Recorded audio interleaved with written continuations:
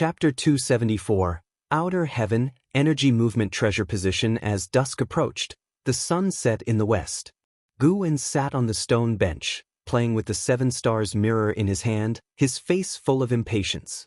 The 9-fingered Divine Lord who sat opposite him wore a gloomy expression, and the onlookers around them also frowned deeply, their eyes fixed on the chessboard. Still haven't figured it out?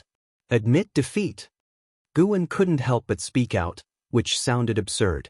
He had been playing chess with the 9-fingered Divine Lord all afternoon, and this was still the first game, with the 9-fingered Divine Lord having only placed 37 pieces. This guy couldn't beat him, so he wanted to wear him down?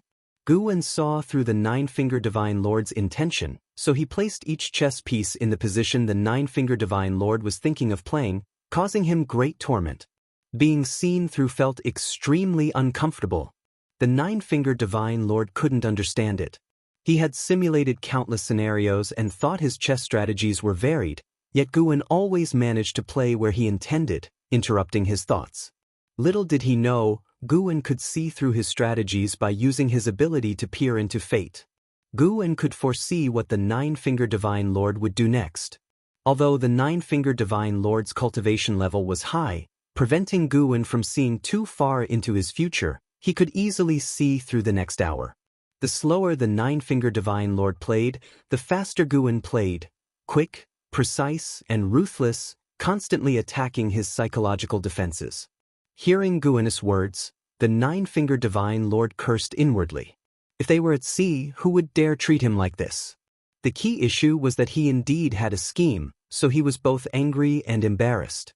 The 9-fingered Divine Lord took a deep breath and made another move. Click. The sound of the chess piece landing was as loud as a thunderclap, startling the onlookers to shrink their necks. The 9-fingered Divine Lord was also startled and couldn't help but touch the chess piece.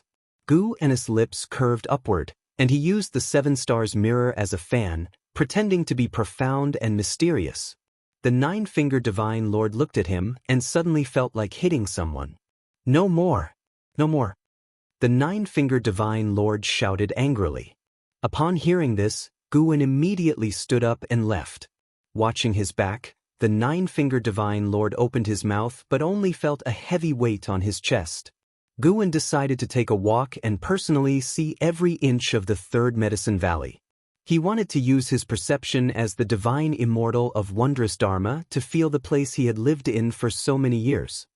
Just as he hadn't walked far, Xianxia came up to him and told Gu-en that he didn't know why, but he suddenly felt enlightened and relieved today.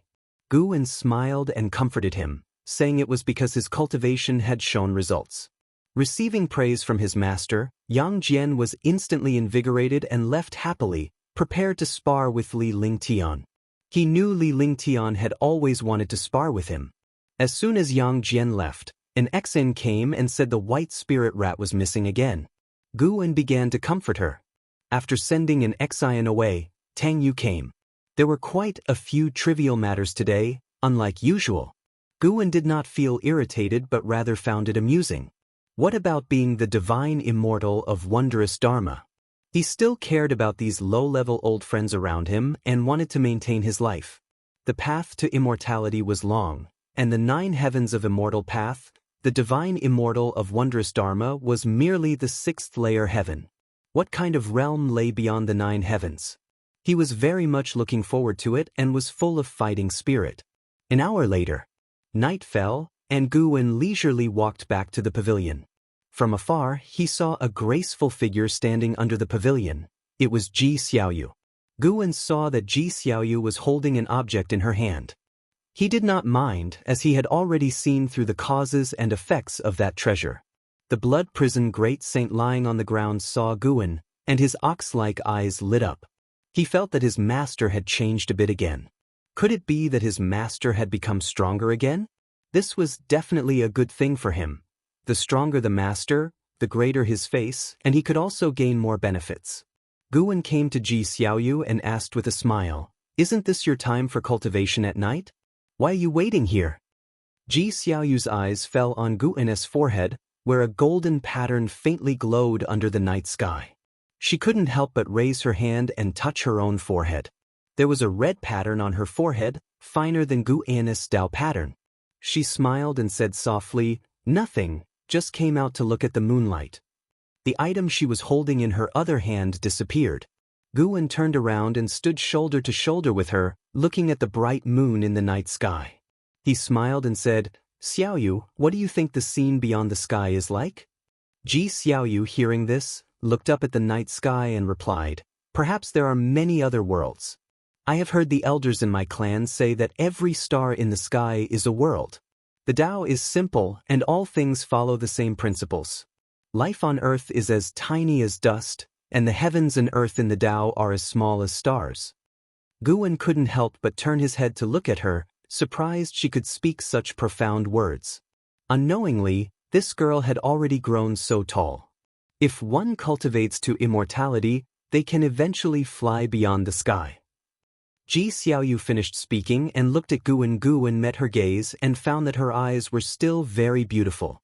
The two of them started chatting about the world beyond the sky, imagining various scenarios. They spoke slowly, feeling like a gently flowing stream. Half an hour later, Guan bid farewell to her and went to his room on the second floor. Sitting at the desk, Guan looked at the starry sky outside the window and murmured, "Cultivating to immortality and flying beyond the sky? Why not go and see the world beyond tonight?" When he reached the heaven and earth flying immortal realm, he went to Immortal Seeking Island. Now, having reached the divine immortal of wondrous Dharma, he could once again explore a broader world.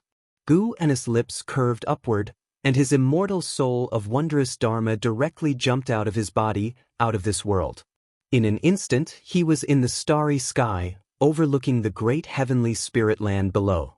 Gu An suppressed his aura to the heaven and earth flying immortal realm, and the seven-colored glow belonging to the divine immortal of wondrous Dharma was concealed into his primordial spirit. From the cosmos, the great heavenly spirit land appeared as a vast continent, covered in a layer of golden light, with 7 suns beyond the gold, floating in the sky and operating in some ever-changing and mystical pattern. The mysterious beings within the 7 suns still existed. Observing them from the cosmos, one could sense their immense aura even more. They were all carefree primordial immortals. In this sense, they seemed more like the guardians of the great heavenly spirit land. Guan turned around and headed deeper into the cosmos. The stars in the cosmos were indeed worlds, some were planets, while others were continents. Not all worlds contained life, and some worlds were inhabited only by wandering spirits. These worlds were also covered in a layer of golden light, isolating beings below the heaven and earth flying immortal realm. Gu An's flying speed was swift, but he stayed within the speed range of the heaven and earth flying immortal realm. The cosmos was vast. Even at the speed of the heaven and earth flying immortal realm, it would be difficult to encounter other heaven and earth flying immortal beings in a short time, let alone stronger existences. However, during his flight, Guan sensed several unusual auras from various directions, far away. The outer heavens also held dangers. Eventually, Guan locked his divine sense onto a heaven and earth flying immortal and quickly flew towards him. Besides the worlds constrained by mysterious forces, there were also some meteorites of various sizes roaming aimlessly in the cosmos. On one of these meteorites, which was as large as a continent, hid a heaven and earth flying immortal. It was a cultivator of the human race. This person was meditating in front of a mountain wall, his Taoist robe as white as feathers, and his face handsome, looking no more than 20 years old, with an otherworldly aura. When Guan approached him, he used his lifespan detection on him. By Xia, Heaven and Earth Flying Immortal Realm, 3rd Layer 124, 902/350, 000/400, 000, by Xia sensed Guan's aura and opened his eyes, his pupils a clear blue, like 2 crystal stones. He stood up and watched Guan approach. As Guan landed, he cupped his fists in greeting and said, "I am Meng Lang, new to the outer heavens. It must be fate to meet a Taoist friend. Would you like to be friends?" After hearing this, Bai Xia smiled and said, "So it is your first time in the outer heavens. No wonder you are so reckless. Consider yourself lucky to have met me. My name is Bai Xia. In the future, you should be more careful, Encountering a cultivator here is more dangerous than encountering a demon. Feigning puzzlement, Guin asked, "Is the outer heavens so dangerous?" Wuxia resumed his meditative position and rolled up his sleeve, motioning for Guin to sit down as well. Guin sat down, and Wuxia first introduced himself before telling him about the situation in the outer heavens. Wuxia also came from the great heavenly spirit land and was one of the peak masters of mortal world peak. He had been in the outer heavens for 20,000 years and was recently preparing to return to the great heavenly spirit land for a visit. According to him, within the great heavenly spirit land, the immortal path holy court restrained the great cultivators, but there were no rules in the outer heavens. If you died here, the cause and effect were hard to trace back to the great heavenly spirit land, so the great cultivators were even more reckless in the outer heavens. There were many worlds in the outer heavens, but the great heavenly spirit land was the main one, while the other worlds were minor. As for whether there were worlds comparable to the great heavenly spirit land, Wuxia didn't say much. In any case, this starry sky was dominated by the great heavenly spirit land. Aside from the struggles among cultivators, the cosmos was also home to heavenly demons. These demons had existed since ancient times, were endless, and had formed their own forces. They were very hostile towards cultivators and demons, killing them on sight. Wuxia had encountered the most terrifying heavenly demon, one that swallowed a heaven and earth flying immortal in one gulp. He only escaped because he was faster than the other heaven and earth flying immortals. To this day, thinking about it still gave him chills. If you are curious about the outer heavens, don't go too deep into the cosmos. Once you step into the silent destruction domain, it is swarming with heavenly demons, and also filled with various terrifying and strange curses. Heaven and earth flying immortals who enter have a slim chance of survival. Of course, if you see no hope for a breakthrough, you may as well try your luck. Some have managed to defy fate in the silent destruction domain. It's said that the silent destruction domain was once a prosperous large world, more glorious than the great heavenly spirit land. In fact, the great heavenly spirit land is just a fragment of that world. Wuxia spoke at length, and Guin listened carefully. He didn't feel any hostility from Wuxia, which indicated this person was enthusiastic and kind-hearted.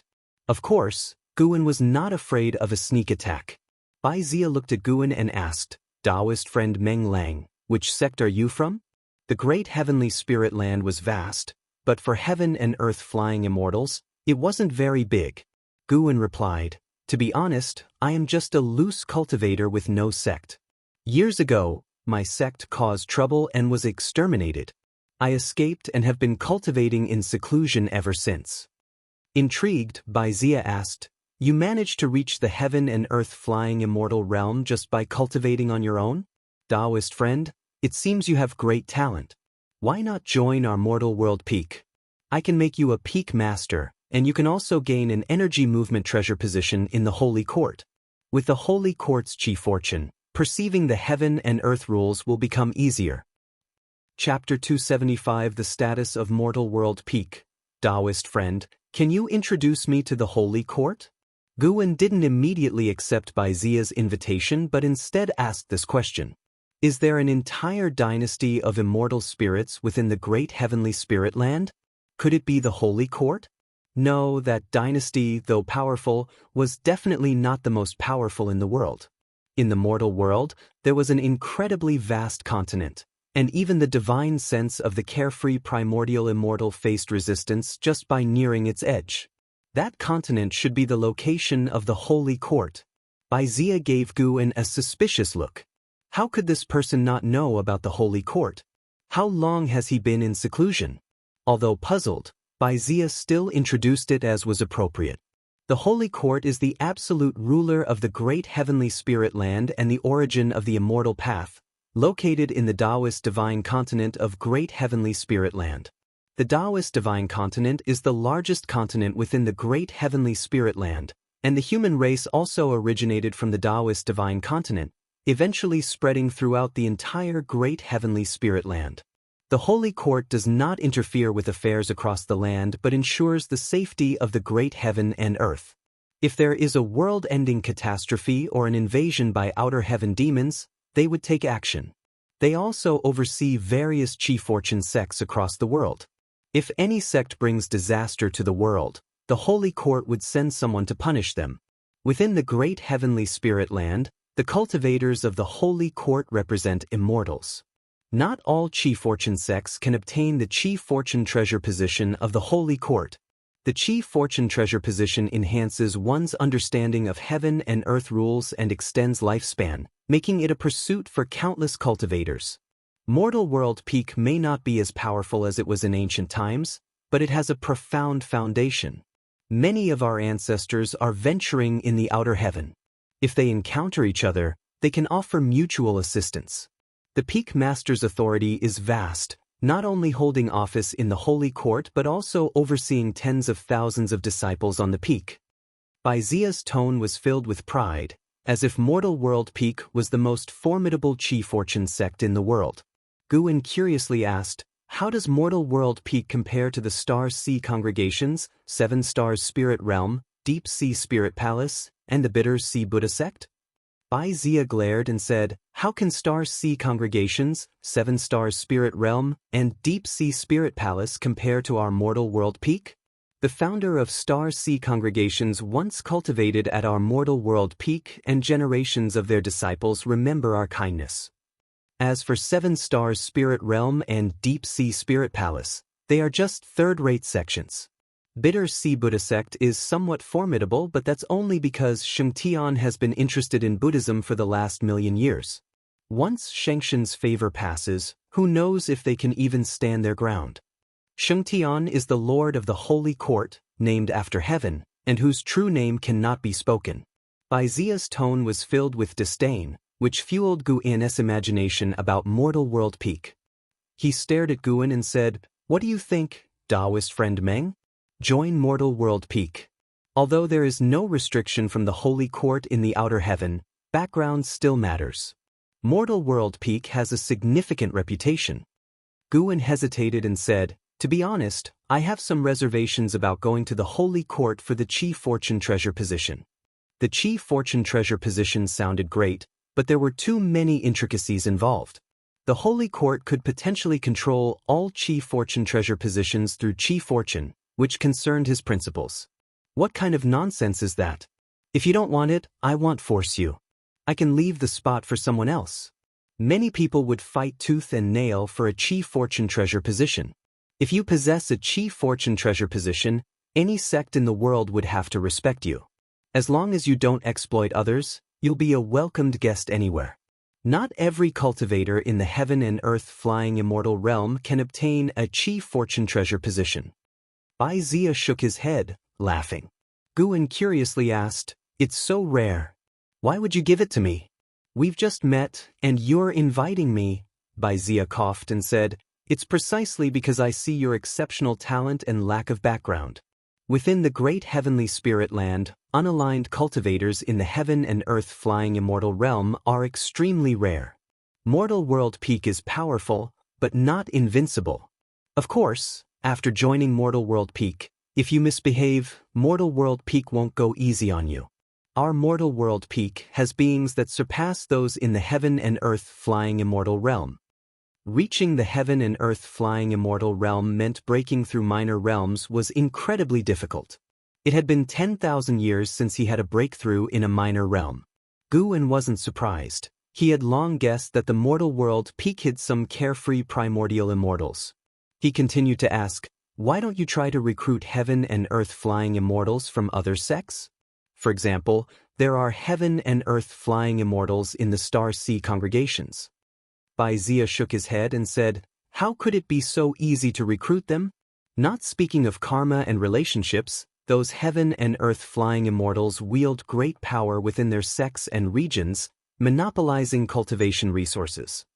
Even if you join Mortal World Peak and hold a higher status than them, obtaining the same level of resources as them is difficult. Of course, joining their sects now would make it hard to surpass them since they have been established for tens of thousands, even hundreds of thousands of years." Guin found it reasonable. After thinking for a moment, he said, "If that's the case, I'll join Mortal World Peak." However, I can't go to Mortal World Peak right now. No problem. Mortal World Peak won't confine you. In fact, your disciples would be more than happy if you're not at the peak, allowing them to be carefree. My disciples and grandchildren probably have already forgotten me. Wuxia laughed self-deprecatingly.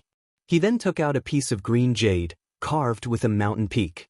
This is mortal jade, symbolizing the identity of the peak master. When you encounter disciples or affiliated sects of Mortal World Peak, you can show it. Of course, with your cultivation level, you can stand boldly in the mortal world. Wuxia laughed. Guwen accepted the mortal jade, examining it closely. He asked, "Aren't you afraid you'll act recklessly after receiving the jade and then escape?" Wuxia laughed. "If you misbehave, the Holy Court will deal with you. As long as it's investigated that you didn't stay at Mortal World Peak, the Holy Court won't blame Mortal World Peak.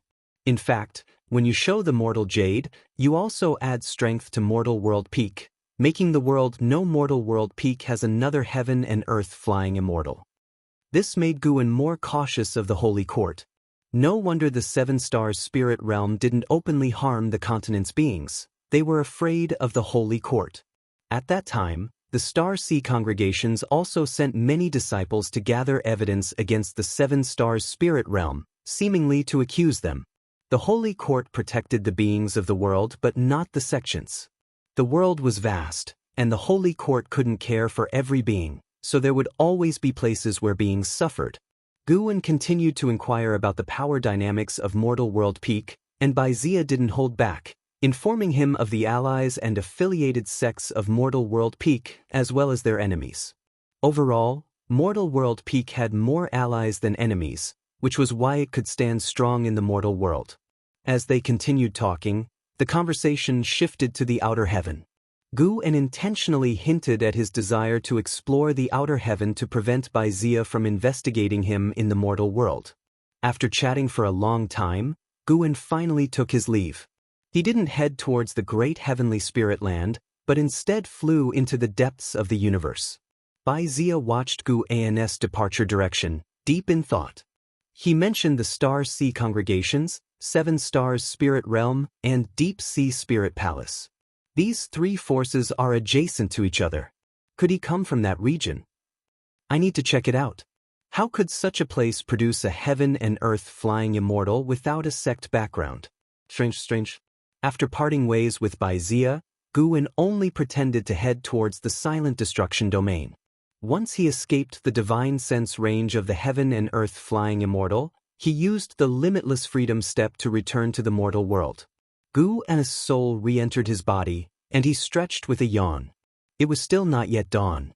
He could sense Xiaoyu's energy absorption aura downstairs. The outer heaven is vast, but the mortal world gives me more peace. Guwen smiled as he thought this. He had no need for adventures. He would not wander the silent destruction domain, battling with heavenly demons. One step at a time. With the annual lifespan income, he couldn't imagine how powerful he would be in 10,000 years. 10,000 years was not long for a heaven and earth flying immortal, let alone for a divine immortal of wondrous dharma. Guwen picked up a travelogue and started reading. The moon set and the sun rose. Another morning dawned over the Medicine Valley. Guwen got up to organize his clothes, then went downstairs to lead the disciples in their exercises. Nearly 1,000 people exercising together was quite a sight. Xiaoyu walked out of the house. She didn't join the exercises, merely watching the disciples practice. It had become her habit. After the exercises, Li Lingtian ran over excitedly and said, "Sister Yu, I recently learned a spell that's quite powerful. Do you want to see it?" Xiaoyu didn't even look at him. Her eyes fixed on Gu, and Li Lingtian noticed her gaze and felt a pang of jealousy. He said softly, "Sister Yu, my senior brother Gu is quite the charmer. He has a junior sister, and the Dao Tian sect's holy daughter has feelings for him. Also, Senior Lu, who left earlier, wants him as her Taoist friend as well." Xiaoyu slightly frowned and glanced at him, asking, "Why are you telling me this?" Li Lingtan fake coughed and said, "I was afraid you didn't know." Xiaoyu responded coldly, "Do you know why you're not as good as Yang Jian?" "Why?" Because your mind is impure. As a cultivator, you're thinking about romantic affairs. It's ridiculous and unworthy. I do have feelings for him, but I haven't thought of becoming Taoist friends. My goal is to pursue the immortal path, and so is his. That's why, despite having many romantic interests, he has no Taoist friend. Xiaoyu said calmly. After speaking, she walked past Li Lingtian towards Gu, and Li Lingtian stood there, his face awkward, but he wasn't angry. Instead, he reflected on Xiaoyu's words. Indeed, he was still swayed by emotions. What kind of cultivator was he? Thinking closely, Yang Jian was practically a cultivation fanatic. Besides cultivation and chores, he did nothing else. Li Lingtian rubbed his chest, still sore from sparring with Yang Jian last night. Guan didn't pay attention to the conversation between Li Lingtian and Xiaoyu. After chatting briefly with Xiaoyu, he rode off on the Blood Prison Great Saint, accompanied by Yang Jian. Today was another day to harvest. And so it went. A month passed quickly. On this day, Guan arrived at Heavenly Phoenix Mountain, Nianchu Cave. Tian Yaoer saw him and excitedly rushed forward, saying, "Master, there's activity in the Outer World Cave. Some immortal herbs have matured." Gu and his interest piqued, and he called for Tianqing and Tianbai to head to the Outer World Cave. Tianqing and Tianbai immediately clung to his arms, making it difficult for Tian Yaoer to get close to Guan. Chapter 276, G-Number Lifespan, Wandering Immortal's Arrival. After arriving at the Outer World Cave, Guan indeed saw a 7th-order medicinal grass maturing. However, he felt it could still be left to grow, as the roots at the bottom of the plant kept growing, generating more seeds in the surrounding soil. Guan watched for a while. He didn't pick it, looking forward to it producing more seeds for better sustainable development. Having already reached the 9th layer of the Mystic Law Spirit Immortal Realm, Guan no longer needed to rush to harvest thousands or even tens of thousands of years of lifespan. His goal was 100 million years of lifespan. As long as the overall time taken was shorter, that was fine. If the high-rank medicinal herbs in the Outer World Cave reached maturity, he might be able to harvest tens of millions of years of lifespan in one go. Just thinking about it made him a little excited. I'm planning to expand this cave. Later, you can move in. If you get bored, you can also raise some demons, but they must know the rules and not damage my medicinal herbs. Guan looked at the boundless medicinal garden and smiled softly. Hearing his words, Tian Yaoer and the other 2 women were very excited and began to imagine things together. Compared to raising demons, they were more eager to go out and explore. Guan promised them that once they reached the Mahayana realm, they could go out and play, which was also for their own good. Upon hearing about the Mahayana realm, the 3 women's faces all fell. How long would they have to cultivate to reach that level? The world outside is dangerous. If you get caught, being bullied would be the least of your worries. You might be skinned alive, have your flesh turned into elixirs, and your bones made into ornaments. Guan shook his head, scaring the 3 women in just a few sentences, making them not dare to think about going out anymore. Before meeting Guan, they had all faced hardships. Tian Yaoer had been kept in captivity by the Heaven Phoenix Demon Mother, while Tianqing and Tianbai were orphans who roamed everywhere after their parents died. During that time, their wounds had never healed. Tianqing sighed. It's better to focus on cultivation and not raise any more demons to avoid distractions. Tianbai hugged Guan's arm and nodded, swaying her body. Seeing this, Tian Yaoer quickly pushed her away and then took Guan's arm herself.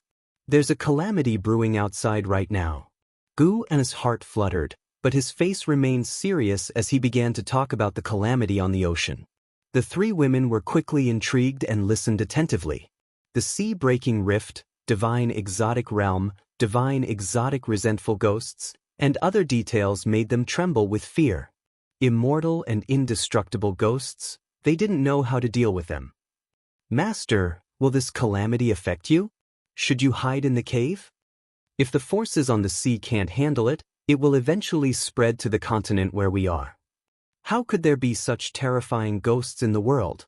The 3 women started chattering again. After staying in the Outer World Cave for an hour, Guan finally returned to the Supreme Sect. He went to the third Medicine Valley, habitually going to watch Nine-Finger Divine Lord play Go, but was stopped by Yu Yingying on the way. Why do you smell so fragrant? And it's not just one type. You didn't visit a brothel, did you? Yu Yingying looked at him, perplexed. Gu En's mouth twitched. He said irritably, nonsense. Can't you talk more decently? Fine. Did you go to the Pleasant Fragrance Pavilion? That would be cleaner than you. Yu Yingying wasn't angry at his retort and instead smiled. Indeed, no man is any good. Gu En couldn't be bothered with her and walked past her. Wait, the Star Sea congregations are giving the Supreme Sect 1,000 cultivation spots for 5 years. If you want to go, I can help you get one. Yu Yingying caught up and said. Gu En didn't turn his head. With my relationship with the sect leader, do I need your help? Yu Yingying responded, the Supreme Sect will surely choose the 1,000 most talented disciples. Even if you go, considering your cultivation level, you'll only feel pressured. If I put in a word for you, you'll have a better experience and greater gains. You might even go into closed-door cultivation upon returning and break through to the nascent soul realm. Gu En stopped and looked at her. This girl only had a foundation establishment cultivation level, but her tone was so grand, indicating her high status within the Star Sea congregations. Gu En suddenly became interested and began probing the mysterious power of cause and effect within Yu Yingying's body. He had long noticed that Yu Yingying's cultivation level was suppressed by this mysterious power of cause and effect, but he didn't want to cause trouble before, so he had been too lazy to investigate. Now, with his higher cultivation level, he could take a look. Because of this power of cause and effect, Gu En couldn't directly deduce her fate.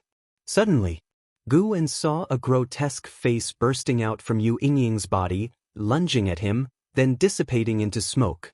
This was just an illusion, without any real destructive power. Seeing through this illusion, Gu En felt puzzled. What's wrong? Why aren't you saying anything? Are you thinking about how to thank me? It's simple. Just write another journey to the west, focusing on the story after Sun Wukong becomes the victorious fighting Buddha. Stop wandering around aimlessly without any proper work, Yu Yingying said with her hands on her hips. Gu En laughed. No way this stops here. Some stories don't need to be written to the end. Leaving space for imagination makes them continually intriguing. Yu Yingying gave him a glare and asked, are you going or not? I'm not going. Thanks for your goodwill, but I'd rather spend my life peacefully in the Medicine Valley. If I go and your Star Sea holy daughter falls for me, what then? Pa, shameless. Our Star Sea congregations don't have any holy daughter. Being entangled by a female genius is also quite stressful, just like now. Yu Yingying started to make a move, and Gu En quickly jumped away and slipped away. This guy really didn't know what was good for him. Gu En was afraid he might kill her with a single shock. Life continued quietly. After going to outer heaven once, Gu En didn't go back. Having roughly understood the great heavenly spirit land, he felt no need to go again. The first snow of winter quietly arrived, and the third Medicine Valley gradually turned white. Gu En went downstairs and stood in front of the pavilion, raising his right hand to touch the falling snow. Feeling the slight chill in his palm, Gu En's mood became joyful. His gaze turned to the entrance of the valley, where a vague figure was walking through the white, snowy landscape. A wandering immortal, and at the 9th layer. It was because of this person's arrival that Gu En had come downstairs. Why would a wandering immortal arrive for no apparent reason? Gu En watched quietly as that person entered the valley. The person was a handsome monk draped in a cassock, holding prayer beads, advancing with his eyes closed. The falling snow formed a white cape on his shoulders. Xianxia, Wandering Immortal Realm 9th Layer 45865/19000/999999. A lifespan of 999,999 years? Gu En had never seen such an extreme lifespan before. This was definitely the highest lifespan beyond nirvana he had ever seen. 9 was the highest number. He wondered if and how and Yang Jian, after their nirvana, could reach such a lifespan.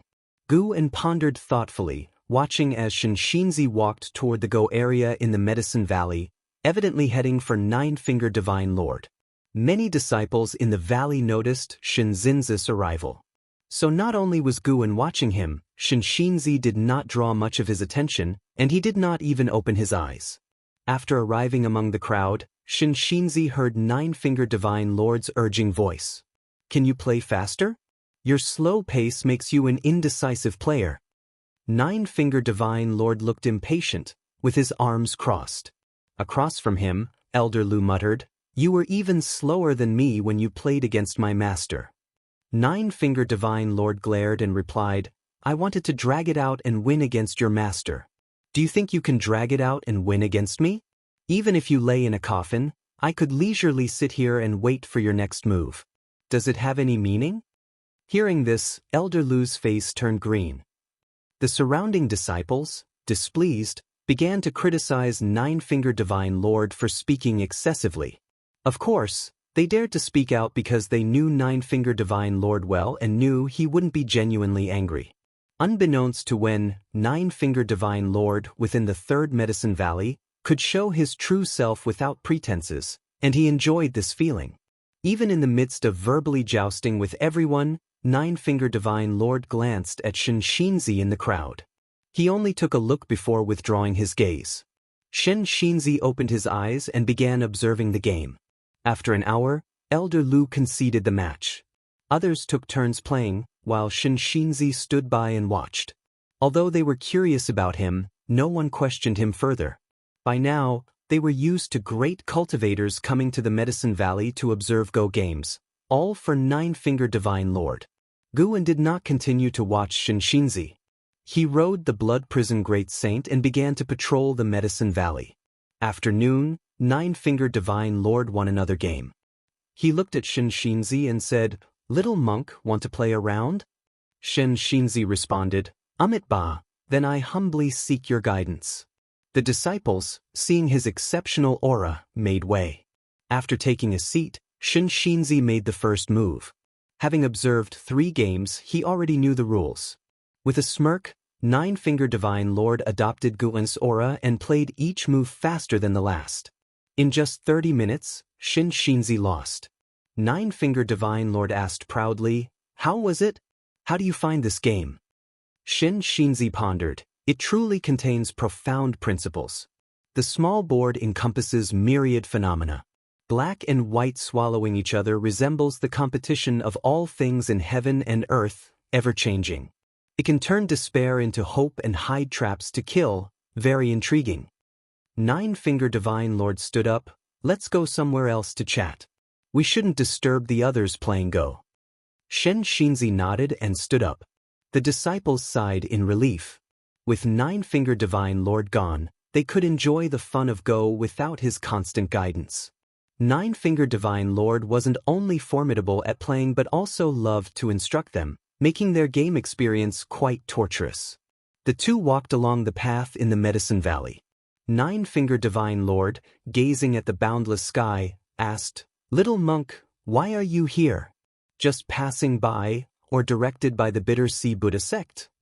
With hands pressed together, Xianxia replied, "I am commanded to go to the sea-breaking rift. Passing by here, I sensed your presence, so I came to visit. I didn't expect to find other disciples of my sect in this supreme sect. Observing the chi fortune of this sect, perhaps you intend to support it?" Nine-Fingered Divine Lord laughed, "Supporting them? You haven't heard of Sword Venerable Fudao?" As Xianxia was about to inquire, his attention suddenly shifted to Yu Yingying, who was passing by at a distance. His brows immediately furrowed. Nine-Fingered Divine Lord noticed his gaze and asked, "You saw her too? What will you do about it?" His tone was intriguing, as if eager for a spectacle. Taking a deep breath, Xianxia replied, "A demon should naturally be eradicated." Chapter 277 Reincarnation of the Heavenly Demon. Xianxin's terror. As Xianxia finished speaking, his eyes sharpened, and he actually stepped towards Yu Yingying. The Nine-Fingered Divine Lord quickly grabbed him, scolding, "Do you really dare to act recklessly? This girl is from the Star Sea congregations, and besides, this place belongs to Sword Venerable Fudao. You better not cause trouble." Xianxia sternly said, Exorcising demons is the duty of us disciples of the Buddhism sect. How can we neglect it out of fear of the strong? He immediately shook off the nine-finger Divine Lord's hand, trying to break free. The nine-finger Divine Lord said in a deep voice, "There are countless demons in the world. This demon has not yet done any evil. How can you act directly? Don't forget your mission. There are greater calamities that require your intervention." He felt a headache coming on. How could this lad be even more stubborn than 10,000 years ago? Although he knew that Yu Yingying had no relation to Sword Venerable Fu Dao, causing trouble here would inevitably break the peace of Medicine Valley, something he did not wish to see happen. Xianxia frowned, his gaze fixed on Yu Yingying. Yu Yingying seemed to sense something and turned her head to look at Xianxia. Their gazes pierced through the endless white snow, colliding in midair. For some reason, upon seeing him, Yu Yingying inexplicably felt uncomfortable and a bit scared. She instinctively avoided Xianxin's gaze and ran away. After walking some distance, her panic did not subside, and she looked back instinctively, only to find Xianxia still staring at her, scaring her into quickening her pace. She hurriedly walked away, in a daze, until she bumped into someone, waking her up.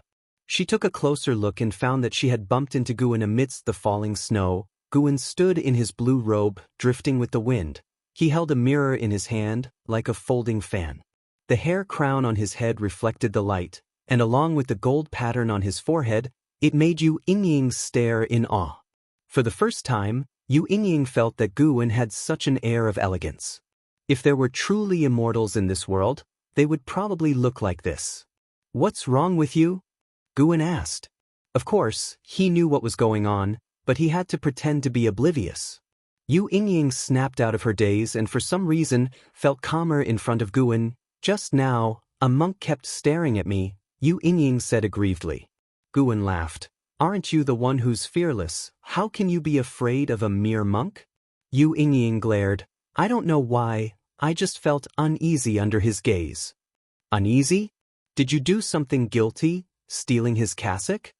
"Pa, do you take me for a black bear spirit?" With Guan's teasing, Yu Yingying completely relaxed. Guan walked towards his pavilion, followed closely by the Blood Prison Great Saint, who threw a disdainful glance at Yu Yingying. Yu Yingying instantly became furious and started cursing the Blood Prison Great Saint. The man and the ox began to argue, while Guan, used to it, couldn't be bothered to intervene.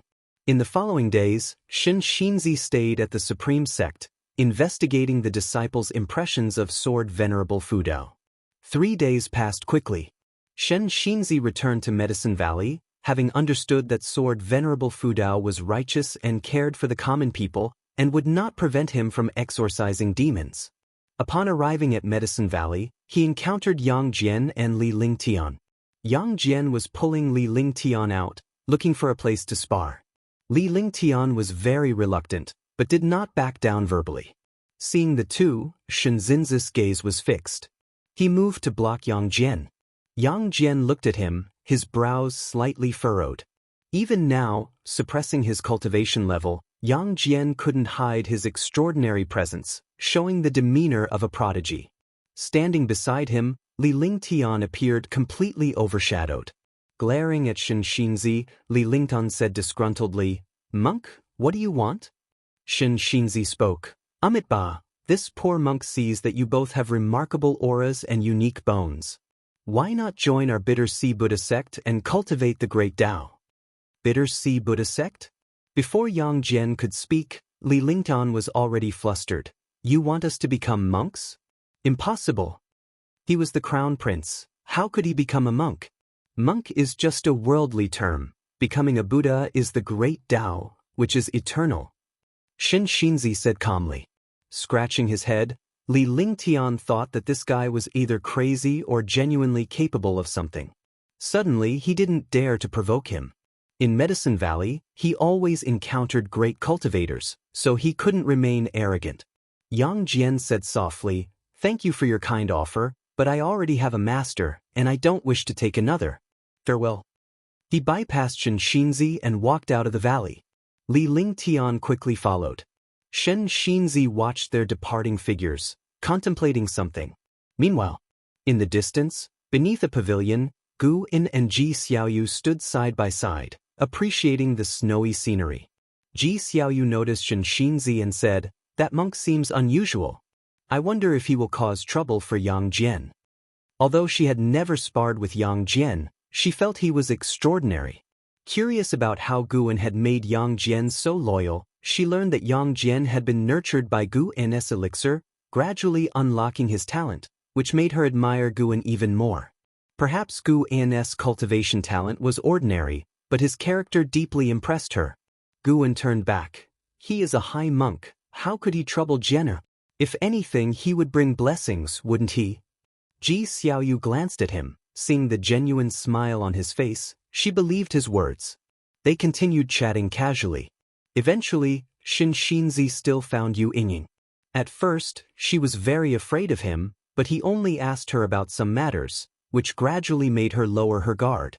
Although Gu In's gaze wasn't fixed on Xianxia, his attention was always on him.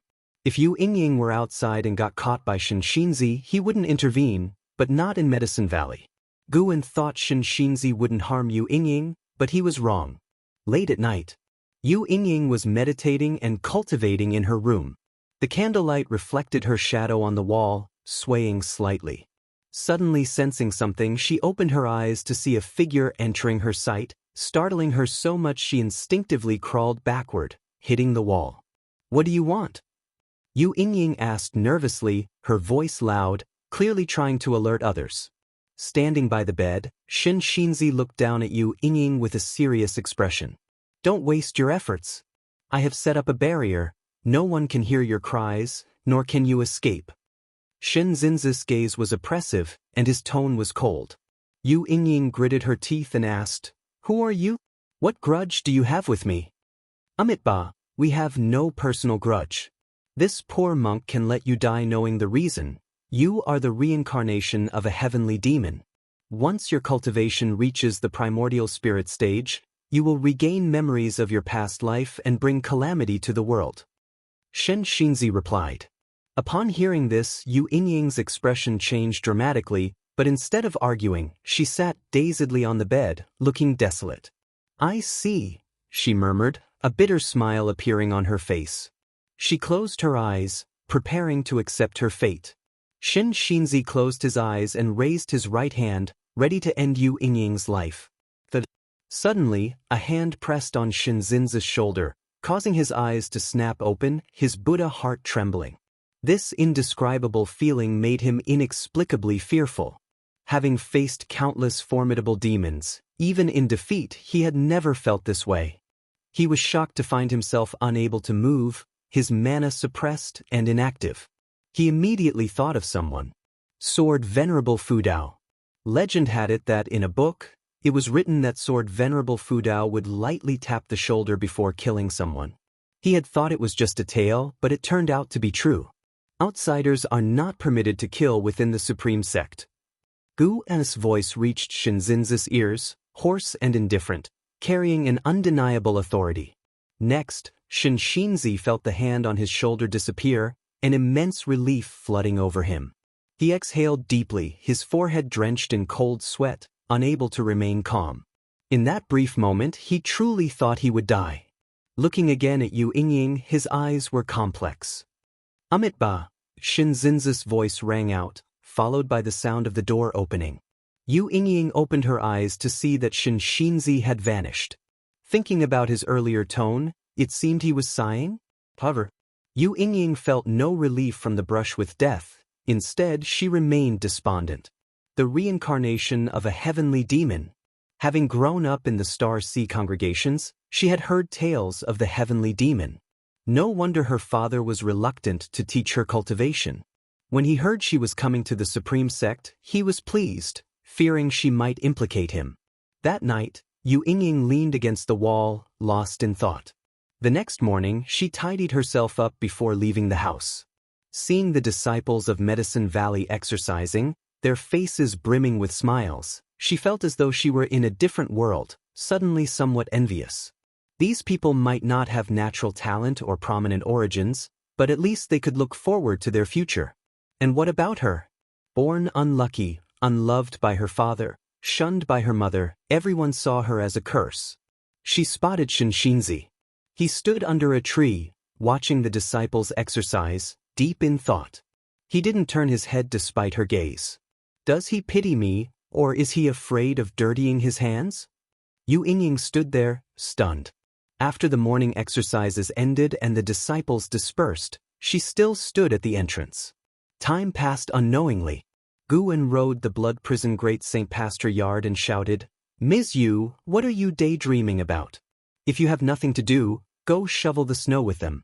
Since you live in my medicine valley, you should at least help out, right?" Yu Yingying snapped out of it, and seeing Guwen's slightly displeased face, she instinctively nodded in agreement. Guwen showed a satisfied expression, tossed her a look that said, "Good thinking," and continued on his way with the blood prison Great Saint.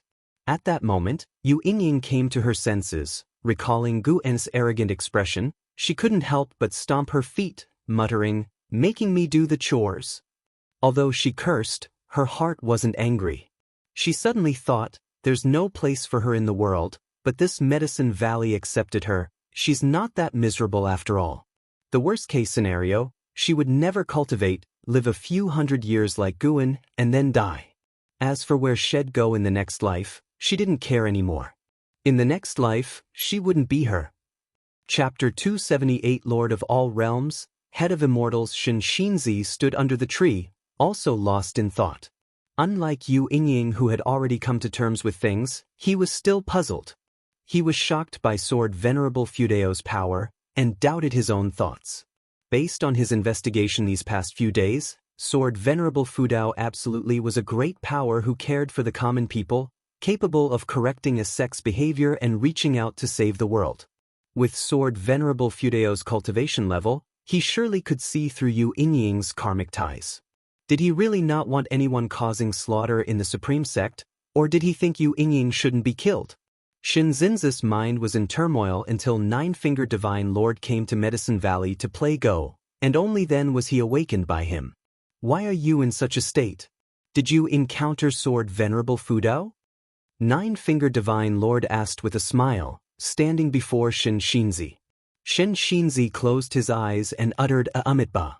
The smile faded from Nine-Fingered Divine Lord's face. He frowned, his expression serious, and said in a deep voice, "You really dared to act? Are you courting death? I've heard that Divine Strange Ghost King Heaven Unpredictable was directly crushed by Sword Venerable Fudao, and it is said that Heaven Unpredictable had already reached the pinnacle of the heaven and earth flying immortal realm." Xianxia still kept his eyes closed, seemingly indifferent. Nine-Fingered Divine Lord noticed his left hand trembling within his sleeve. This kid wasn't scared half to death, was he? Nine-Fingered Divine Lord thought to himself, and suddenly found it amusing. It was rare to see him this frightened. "Come, let's play Go. There is wisdom in black and white that can help you understand." Nine-Fingered Divine Lord pulled Xianxia along, chattering as they walked. "I have to say, Guwen does have a certain divine nature. To create such a profound game of Go, either he has an extraordinary master behind him, or he was guided in his dreams by an immortal." Xianxia, in a daze, did not really listen. However, in the following days, through playing Go, the anxiety and confusion in his mind began to dissipate, and he also came to understand Nine-Fingered Divine Lord's words.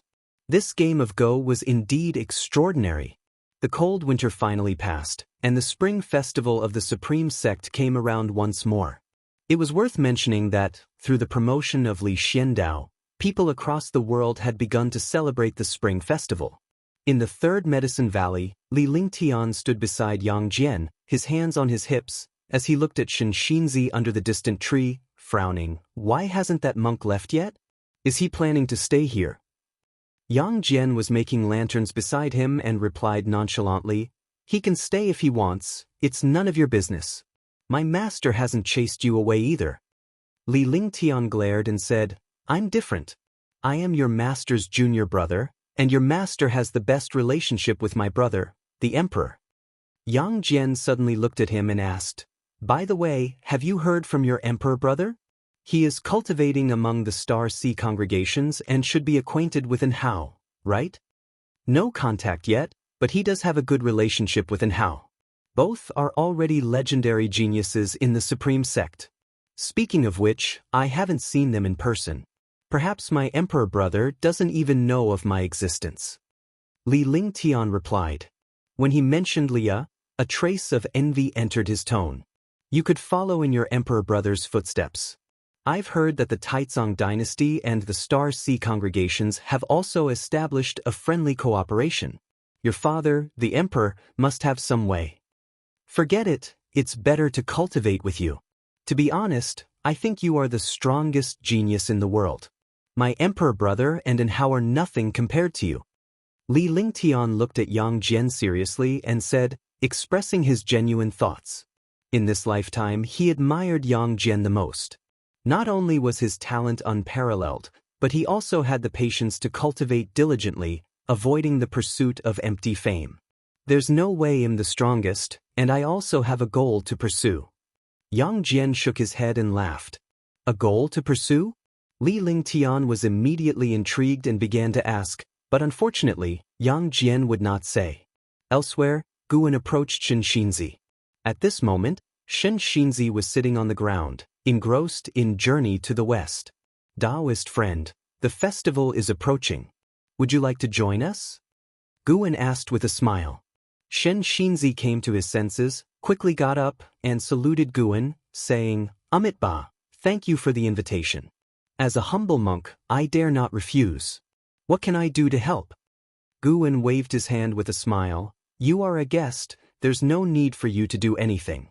Of course, if you are in the mood and have time to guide the disciples in the valley, I would be grateful.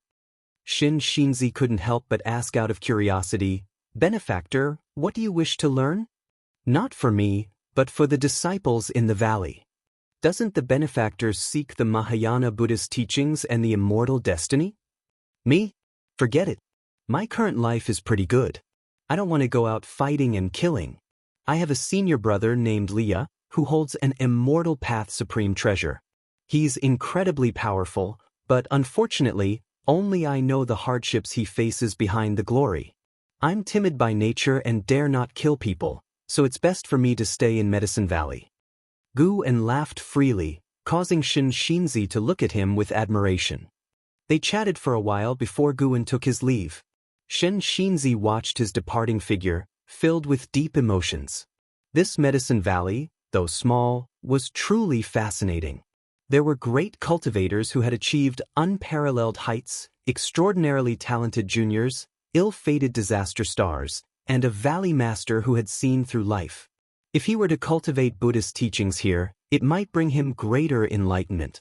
However, unfortunately, he still had to head to the sea-breaking rift. If he could survive and return, he could cultivate here for hundreds of years. Xianxia silently thought, no longer caring about eliminating Yu Yinging. With a great power like Sword Venerable Fudao watching over her, she shouldn't cause any trouble. In the palace, Hao stood up and saluted his master, Sage Fuchen. Sage Fuchen looked at Hao with a sigh. Hao, I didn't expect you to have such a formidable master. As your teacher, I am basking in your glory. He had already learned about the incident where Heaven Unpredictable attacked the Star Sea congregations, and he was shocked. He didn't expect Hao to have such a significant background. Master, you have taught me to cultivate and taken care of me. I will always remember your kindness. Hao replied seriously. Ever since Sword Venerable Fudao intervened, Hao's status within the Star Sea congregations had completely changed. Often, great cultivators visited him, showing care and concern, and even some noble families sought to introduce female disciples to him as Taoist friends, though he politely declined. Hao already had someone in his heart, but to him, nothing compared to the immortal cultivation path, so he had severed that relationship. His master saved him from the jaws of a monster, not to let him indulge in love. He must reach the pinnacle of the immortal path and not let his master down. Sage Fuchen smiled with satisfaction and then began to talk about the sea-breaking rift. In the sea-breaking rift, more divine exotic resentful ghosts were appearing, and the 9 divine exotic ghost kings were gathering. The great sects were preparing to launch a joint attack on the divine exotic realm, and he had returned for this reason. As he listened to his master describe the various bizarre and wonderful sights within the divine exotic realm, and how became interested, wanting to explore it himself. However, he ultimately suppressed the urge, knowing that time was precious and he had to devote all his time to cultivation to become capable as soon as possible. If this great battle goes smoothly, the world-destroying sea tide will not erupt, which is an immense achievement. Sage Fuchen said with burning eyes. Achievement? But what use was that? Sage Fuchen began to introduce the Holy Court, which broadened and housed horizons, as he learned there was a ruling power in the mortal world. The land of 10,000 immortals, it sounded imposing. When Sage Fuchen spoke of the Lord of the Holy Court, Xianxia, and how fell into endless imagination. The Lord of the Holy Court, ruling the mortal world, how powerful must that be? Wouldn't that be akin to the Heavenly Emperor in the Investiture of the Gods, or the Jade Emperor in Journey to the West? And Hao's name also had Hao in it. Could he not become the Lord of all realms, the head of immortals one day? A flame of unparalleled ambition ignited in Hao's heart. Since he was on the path of immortal cultivation, how could he not strive for the supreme throne? Time flew by, and in the blink of an eye, 12 years had passed. In the summer, in a city, Guwen walked on the street in a green robe, accompanied by a woman clad in white, with a hat and veil concealing her face. This woman was Ji Xiaoyu. Why come to this city? Ji Xiaoyu curiously asked. At the beginning of the year, she had told Guwen she wanted to go out and see the mortal world and comprehend the Tao, hoping Guwen could accompany her. Initially, Guwen did not agree, but she kept bringing it up, and he eventually gave in. One of my junior brothers lives in this city. Guwen answered, then recounted his acquaintance with Xiaochuan. Ji Xiaoyu listened attentively, her heart touched. Indeed, not everyone had her extraordinary talent. Most people's spirit root qualifications were average, just like those in the Third Medicine Valley. Xiaochuan's decision to give up the immortal path deeply moved her. Of course, she only admired Xiaochuan's determination. She would never give up on immortal cultivation. They chatted as they walked. They entered an inn and went to a window seat on the second floor. Ji Xiaoyu asked, "If Xiaochuan passes away first, will you be sad?" Guwen was already a core formation realm cultivator, certain to outlive Xiaochuan. Guwen smiled, "If he leaves without regret, I won't be sad. Even if he passes, I will always hold a place for him in my heart." Ji Xiaoyu nodded. Guwen teased, "If I pass away, will you be sad?" Ji Xiaoyu didn't console him but thought through the question seriously and replied, "I will feel sad, but it won't affect my emotions. I too will eventually reach the end. We will both enter reincarnation, it's just a matter of who goes first." You have a clear perspective, not disappointing my teachings over the years. What have you taught me?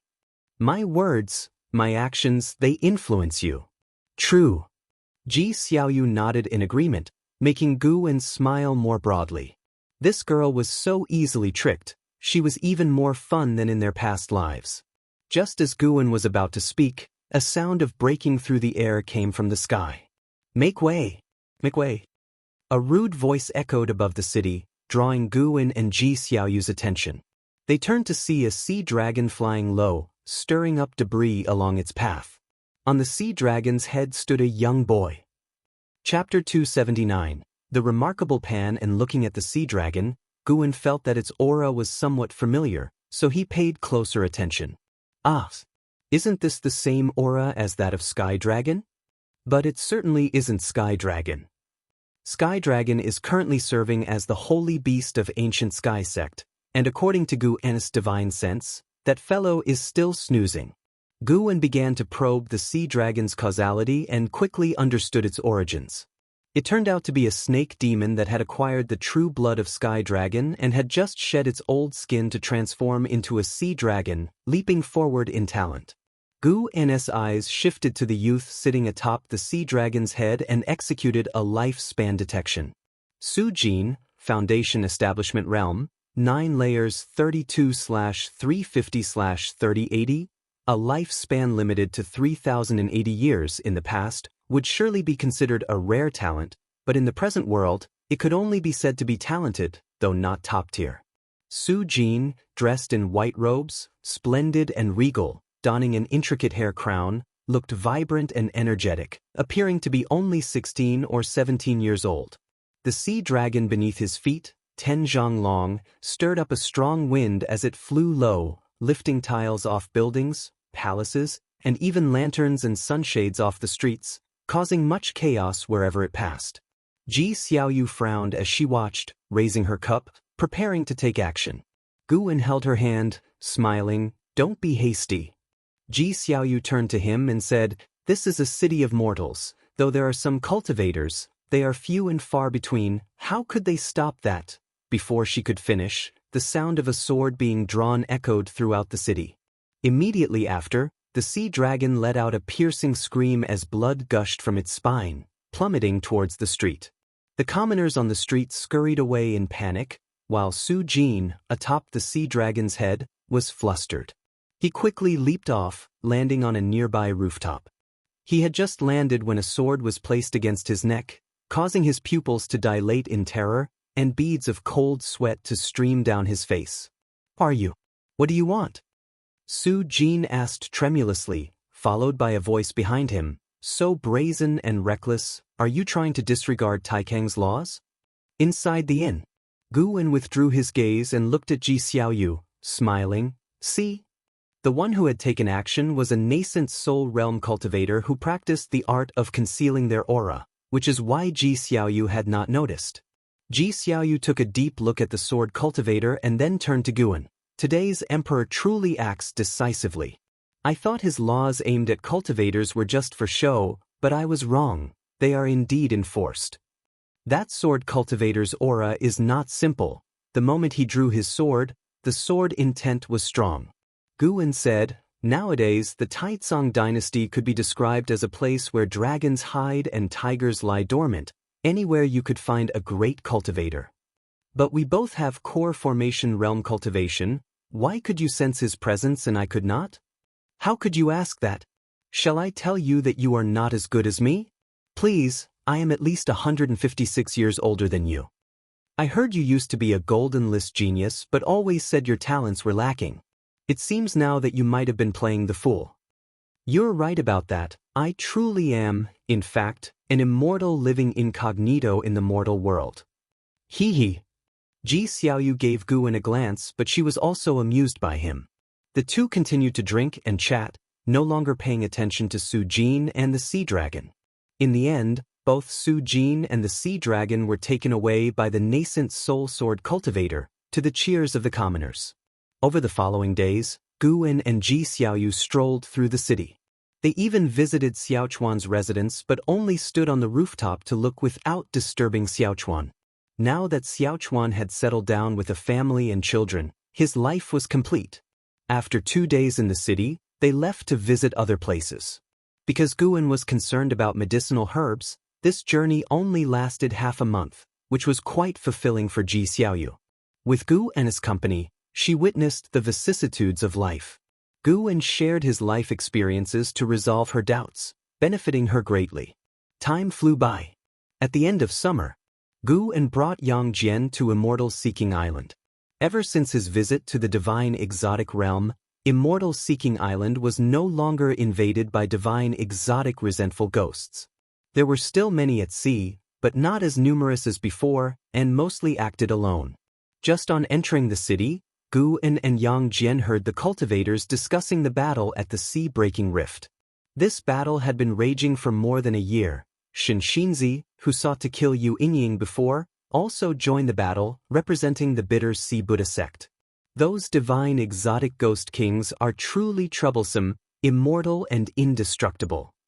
Indeed, it said that more than 1,000 loose immortals have fallen in the sea-breaking rift over the years, and heaven knows how many cultivators below the loose immortal realm have perished. Falling is not to be feared, but to become a divine exotic resentful ghost after falling and then turn against us, that's the true horror. Who knows how we'll ever resolve this cataclysm? The bitter Sea Buddha sect is indeed capable of delivering the divine exotic resentful ghosts, but they are too few in number. The most formidable divine monk is Xianxia, who has encountered a curse and his fate is unknown. Upon hearing Shinzenz's name, Yang Jian looked towards Gu and conveyed through psychic transmission, "Yes, that's the monk who visited Medicine Valley before." Yang Jian had sensed that Xianxia was extraordinary, but he did not expect the monk to be so well known. Soon, Hu Shaojian arrived and greeted them as usual, leading them to purchase medicinal herbs. "Predecessor, I heard that Tang Hai and others encountered danger in the sea-breaking rift and their fate is unclear," Hu Shaojian said cautiously. Guwen replied calmly, "Everyone has their own destiny. Different choices lead to different fates. As immortal cultivators, they would have been prepared." Hu Shaojian nodded, contemplating the might of the divine exotic Ghost King. Currently, aside from Sword Venerable Fudao, no second individual or demon has been able to suppress a divine exotic Ghost King alone. The longer the disaster caused by the sea-breaking rift lasts, the more it confirms the strength of Sword Venerable Fudao. Although Sword Venerable Fudao has not joined in the battle within the sea-breaking rift, many believe that the reduction in the number of divine exotic resentful ghosts at sea and the retreat of divine exotic ghost kings back into the rift is related to Sword Venerable Fudao. Guwen remained silent while Yang Jian engaged in brisk conversation with Hu Shaojian. "By the way, there's a popular book at sea called Journey to the West. Have you read it?" Hu Shaojian suddenly recalled and asked. Yang Jian nodded. "I have. What about it?" He was moved, feeling proud that his master was not only profound in cultivation but also preeminent in talent, for his book to spread so far. Guwen was also surprised as he secretly calculated. It turned out that the Star Sea congregations played a significant role, and another person was also helping to promote Journey to the West, who was none other than Xianxia. Interesting. Guwen wasn't afraid of trouble. Now, he had the power to protect himself. Of course, it would be better if no one disturbed him. As Hu Shaojian brought up Journey to the West, he began to enthusiastically explain that the book had spread throughout the seas, praised by many sects. Besides those cultivators who were always in seclusion, most of those active at sea had read it. Some felt that the immortal divine world depicted in the book was fascinating, others thought the book reflected reality, and some even considered it a history book. Investiture of the Gods wasn't as popular as Journey to the West, but some, like Hu Shaojian, would read Investiture of the Gods after learning about Journey to the West. Through Journey to the West, Hu Shaojian also mentioned the great sects and cultivators of the seas, leaving Yang Jian in awe. How vast was this world, really? 2 ancient hours later, the master and disciple duo returned to the supreme sect. Walking through the woods, Yang Jian became more talkative. "Master, between Impermanence Tian and the divine exotic Ghost King, who is stronger?" Yang Jian curiously asked. He had heard from Hu Shaojian about Sword Venerable Fudao appearing within the Star Sea congregations to confront a divine exotic Ghost King, so he was intrigued. Hu Shaojian didn't know the details due to his lower status. He did not know the name of that divine exotic Ghost King nor why Sword Venerable Fudao acted, but he was aware of the event. Although Yang Jian was no longer disturbed by Impermanence Tian, he still felt an inherent pressure, thinking that he would inevitably face him one day. Guwen casually replied, "As your master, I am also unclear. When you face him in the future, you will know. I hope he comes later rather than sooner. With his level of cultivation, what he calls soon might be in hundreds or thousands of years, so don't worry too much." "Right, I will definitely not slack off." Yang Jian was full of fighting spirit, and he actually had another question he wanted to ask. That was, what realm had his master reached? His master claimed to be a loose immortal, but from what Hu Shaojian said, Sword Venerable Fudao obviously seemed much stronger than a loose immortal. He also wanted to ask about the cultivation realm of that fellow senior brother. But he dared not ask. If the master did not say it, there must be a reason. Inside the palace, and how slowly opened his eyes, exhaling a long breath of foul air. A figure suddenly appeared beside the pool, none other than Qi Jiuxiao. Qi Jiuxiao looked at Hao and marveled. Void-crossing realm, 9 layers. Impressive, young man. To have such cultivation at just over 100 years old is indeed terrifying. Although my sect has invested a lot in you, You have absorbed it all so quickly, truly proving your talent is unmatched in the world. And Hao looked at him and said, above the void-crossing realm are the unification and mystic heart. To reach the Mahayana realm by 500 would not be considered quick. Qi Jiuxiao rolled his eyes and said, with your current pace, reaching the Mahayana realm by 500 would be a breeze. I even suspect that you could achieve nirvana before 500. Your innate talent is unimaginable. As he said this, his tone also revealed a hint of envy. And Hao shook his head, my master has taken another disciple. He says his talent is not inferior to mine, and honestly, I fear he might catch up with me. Mentioning sword Venerable Fudao, Qi Jiuxiao immediately sat cross-legged, curious, who exactly is your master, and which sect is he from? Don't tell me he's from the Supreme Sect. With such cultivation, if he's not from the Holy Court, he must be from one of the mortal world's leading Qi fortune sects. I truly don't know, and Hao admitted helplessly. Even if he did know, he wouldn't reveal it. Qi Jiuxiao glanced at him and then pulled out several books from within his robes, offering, take a look at Journey to the West, it's also from the Supreme Sect. This book has become wildly popular at sea, and it's even made me consider another trip to the Supreme Sect. Journey to the West? And Hao looked at the book in Qi Jiuxiao's hands. He had already heard about the book, written by Pan and of the Supreme Sect. He knew who Pan and was, his junior sister was even under Pan An's mentorship. And Hao couldn't help but recall his first encounter with Gu and when they witnessed LV Bayin returning to peak form, exhibiting a formidable cultivation level. But Gu An's cultivation and talents seemed so ordinary, and such an ordinary person had managed to spread his fame all the way to the seas. Truly remarkable. Chapter 280 Destiny. After returning to the Third Medicine Valley with Yang Jian, Gu An did not immediately go upstairs but instead found an Xian to inquire after her health with particular concern for her cultivation practice.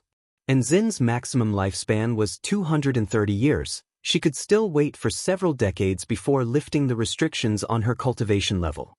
Over the years, Gu An had also given her a number of elixirs. She might even surpass Yi Lan. Master, have you heard any news of my elder disciple brother and how recently? An Xian suddenly asked. Although it had been a long time since she had last seen and Hao, their relationship had not become estranged. After all, they had grown up together since childhood and even experienced life and death. She knew that she and Hao belonged to two different worlds in the future, but occasionally she could not help but be concerned for him. Knowing he was safe was enough. Gu An picked up a teacup from the table and replied, he's doing quite well. He has now become the foremost talent of the Star Sea congregations and has cultivated the awe-inspiring flame primordial treasure body. This intelligence had been mentioned to him by LV Bayin before, so now when he spoke of it, he wouldn't reveal his true cultivation level. An Xian listened intently, her face brimming with smiles. She didn't feel the slightest envy for Hao's achievements, even though both had started immortal cultivation on the same day. The gap in their talents was simply too large. Sometimes she even doubted whether she truly knew Hao, and so she would not mention knowing Hao in her daily interactions with others. Now things were going well. She lived carefree within Medicine Valley. Though there was no hope of pursuing the immortal path, at least her days were fulfilling and interesting. After Gu An finished speaking, an Xian propped her cheeks with both hands and laughed. My elder disciple brother is truly impressive. It's hard to imagine what kind of great figure he will become in the future. Gu An smiled and said, then practice hard and strive to see a further future. An Xian nodded and then brought up the white spirit rat, her face filled with indignation. As the white spirit rat grew stronger in cultivation, it became increasingly difficult for her to control, and now it would only listen to Gu An inside Medicine Valley. It was practically a tyrant, often playing tricks on the disciples. Of course, the white spirit rat was just mischievous and wouldn't harm the disciples, which was also the reason Gu An couldn't be bothered to discipline it. There was one time when the white spirit rat accidentally injured an Xian and was severely beaten by Gu An. It never dared to hurt people again. Gu An chatted with an Xian about the trivial matters of Medicine Valley. After spending the first half of the day concerned with the significant affairs of the world, he now talked about the small matters of the valley, a contrast he found quite amusing. Days passed one by one. Autumn winds blew into Medicine Valley. Inside the house, Guan leaned on a chair, holding a book in his hands. It was about talismans. Now and then he would read some books on Taoist sorcery. With his current state, most of the Taoist sorcery techniques of the mortal world seemed simple to him. The reason geniuses enjoy reading is that being able to understand brings enjoyment. Suddenly, Guan's brow furrowed. Liya was tapping into the power of divine exotic city. Wasn't Liya in retreat, cultivating with the Star Sea congregations? Immediately, Guan closed his eyes, discovering that Liya was in fact in the sea-breaking rift, currently being suppressed by a divine exotic ghost king. Liya was not alone. Surrounding him were many cultivators from diverse sections. Even if Liya possessed the power of divine exotic city, he could not possibly defeat the divine exotic ghost king. The power of an immortal path supreme treasure was indeed formidable but correlated with the cultivation level of the user. The stronger the realm, the more prominently the supreme treasure's power would display. Guan had no intention of intervening. As long as Liya did not die, it was normal for him to suffer a bit. Traversing the immortal cultivation world, who could expect smooth sailing? Yet, he sensed another presence and could not help but lament the terrifying power of fate.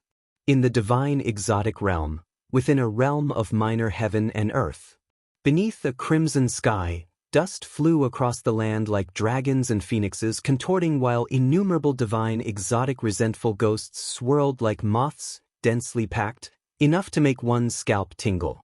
A divine exotic ghost king stood proudly in the sky, his countenance fierce with symmetrical bloodstains on his cheeks and his long white hair fluttering like flames. With 6 arms brandishing different weapons, he stood atop a 1,000-meter-high ghost beast, suspended in midair. This beast too floated in the air, its lion-tiger body, leopard-like head, and 3 tails stirring clouds and mist with every sway. Looking along the direction of the divine exotic ghost king's gaze, one could see beneath the swirling dust a massive city. It was divine exotic city. The city spanned 100 miles, standing against the relentless tide of divine exotic resentful ghosts. Inside, thousands of cultivators gazed up at the sky with expressions of anger, fear, and hatred. Atop the tallest spire in the city, Liya in black stood on the summit, with a pitch-black figure atop his shoulder, the divine exotic immortal spirit. Liya had furrowed brows, his expression stern.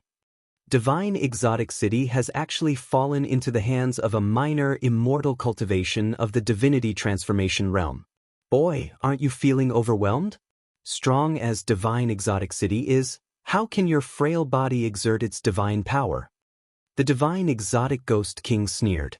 His name was Zhenludao, and with his cultivation of the 9 layers of the heaven and earth flying immortal realm, he viewed Liya as no different from an ant. Hearing his words, Liya remained silent. Arguing was meaningless. How to survive this calamity was his concern. His hands hidden within his sleeves clenched tightly, and he began to bleed from his nose. Several cultivators in the city noticed this scene, as did Xianxia, who was meditating on a street. His brows furrowed at the sight. Xianxia looked off into the distance at Zhenludao, struggle flickering in his eyes. After taunting for a while and receiving no response from Liya, Zhenludao became annoyed. Lifting an arm, in his hand he held a black mirror which swirled with dark mist. A figure leapt from the mirror, quickly growing to nearly Zhenludao's size. It was a white-haired man. Liya's pupils dilated at the sight, his face shifting with various emotions, ultimately contorting in rage, eyes filled with fury. "You dare to turn him into," Liya said through gritted teeth. His aura erupted suddenly, with wisps of blood seeping from his pores. Divine exotic immortal spirit, mobilize the mightiest power of divine exotic city. I will kill him. Liya roared inwardly, unable to contain his rage. The white-haired man was none other than Zhang Buku. At this moment, Zhang Buku had transformed into a divine exotic resentful ghost. His clothes tattered, his expression cold, he looked down upon Liya, without the slightest emotional fluctuation in his eyes. As Zhenludao watched Liya rage, he burst into laughter, saying, I merely caught a snippet of karma from you all. I hadn't realized he meant so much to you. How about it, care to keep him company? This is the chance of immortality." Li Yi didn't answer. Instead, he turned to look at the divine exotic immortal spirit on his shoulder and shouted, "Didn't you hear me? I want you to kill him." The divine exotic immortal spirit shuddered with fright and hastily invoked even stronger power. A thunderous rumbling, divine exotic city trembled. The protective light that enveloped the entire city burst forth with countless rainbows of light, all aimed at Zhen Ludao. The three-tailed ghost beast let out a ferocious roar, the very firmament shook, and it forcibly blocked the power from divine exotic city. Li Yi spat out a mouthful of blood, his eyes bleeding. He clenched his teeth and said, "Continue." The divine exotic immortal spirit hesitated for a moment and then gestured.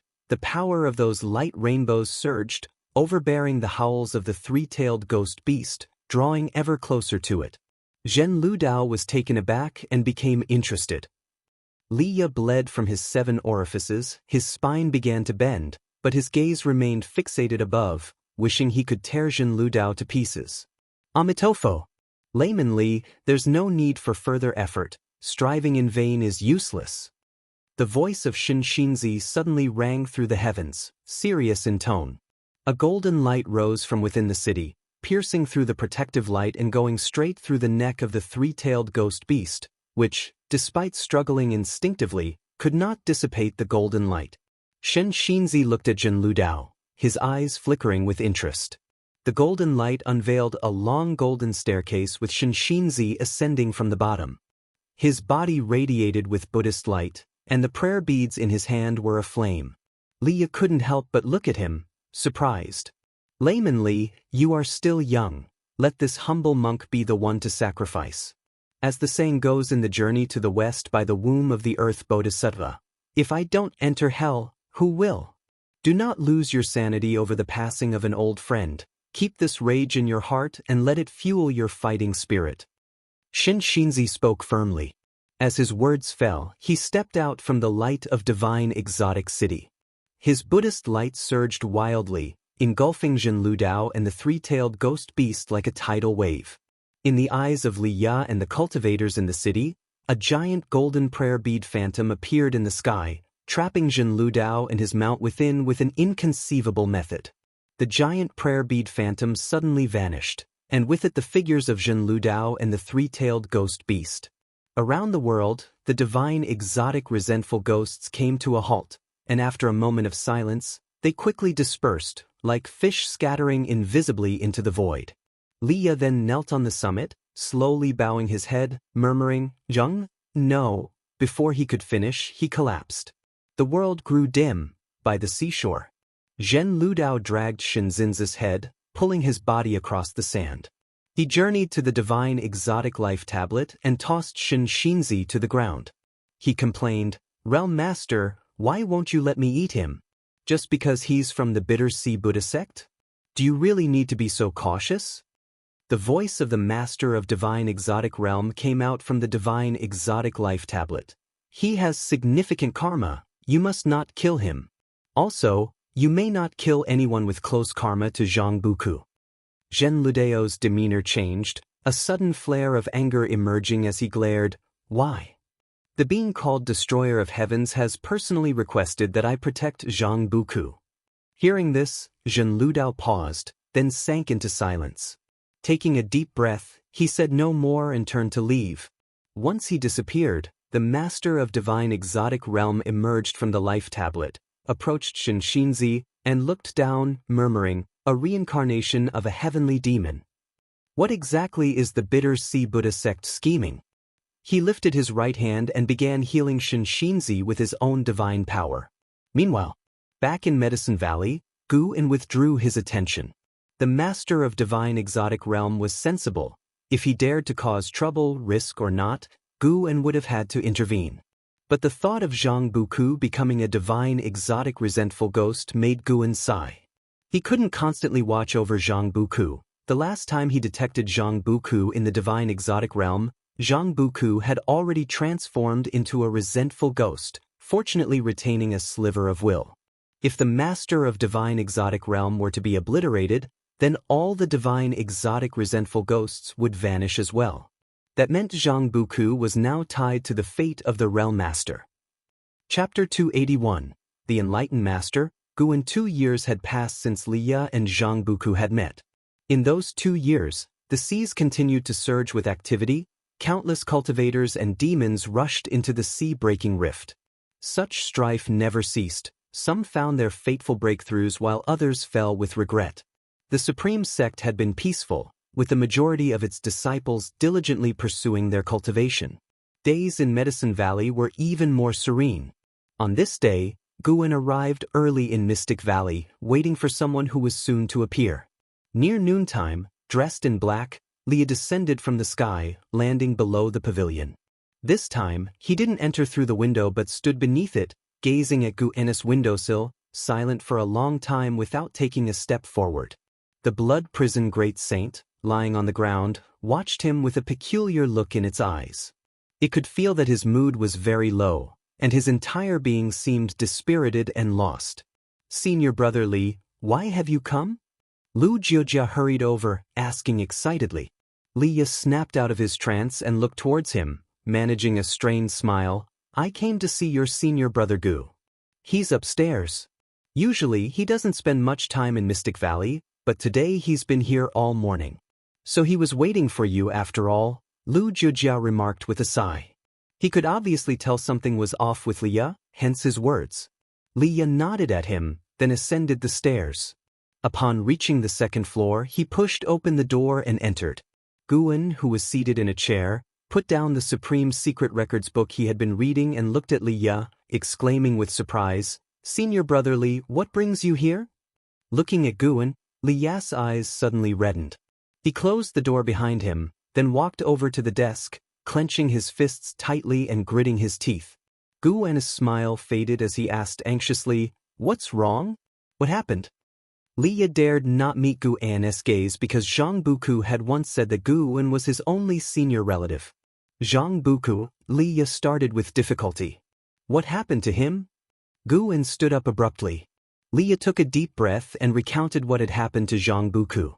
After listening, Guan collapsed in his chair, looking just as dispirited, deepening Liya's distress.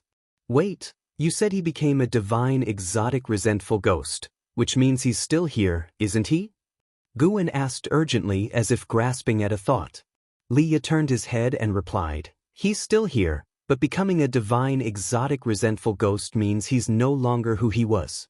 He's become a monster that devours living spirits, never to know freedom," Guan countered. "Did you see him do that?" Liya froze for a moment, then looked at him. Guan's expression became calm as he said, "Buku has always had a tough life, carrying the burden of half of the demon clan's bloodline, but he has managed to survive till now. Why can't he turn misfortune into safety this time?" "But," Liya stammered, "Senior brother, this incident isn't your fault. He chose to venture into the sea-breaking rift himself. Don't carry too much burden. Besides, I truly believe he can turn danger into safety." "Junior brother Gu," Liya began. "Look at you. If Buku saw you like this, he would surely laugh at you. Aren't you brothers who have gone through life and death together? Do you intend to join him in death? You must have faith in him. He will definitely be able to turn danger into safety. If you don't cultivate diligently, you might even fall behind him. After every great adversity comes great fortune. Don't underestimate him."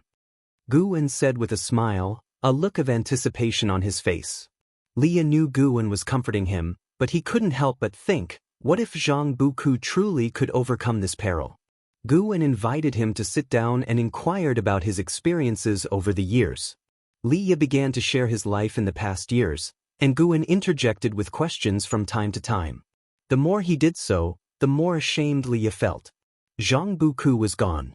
The pain in junior brother Gu's heart must have been no less intense than his, considering junior brother Gu also carried the emotional weight of Zhang Chuanxiu.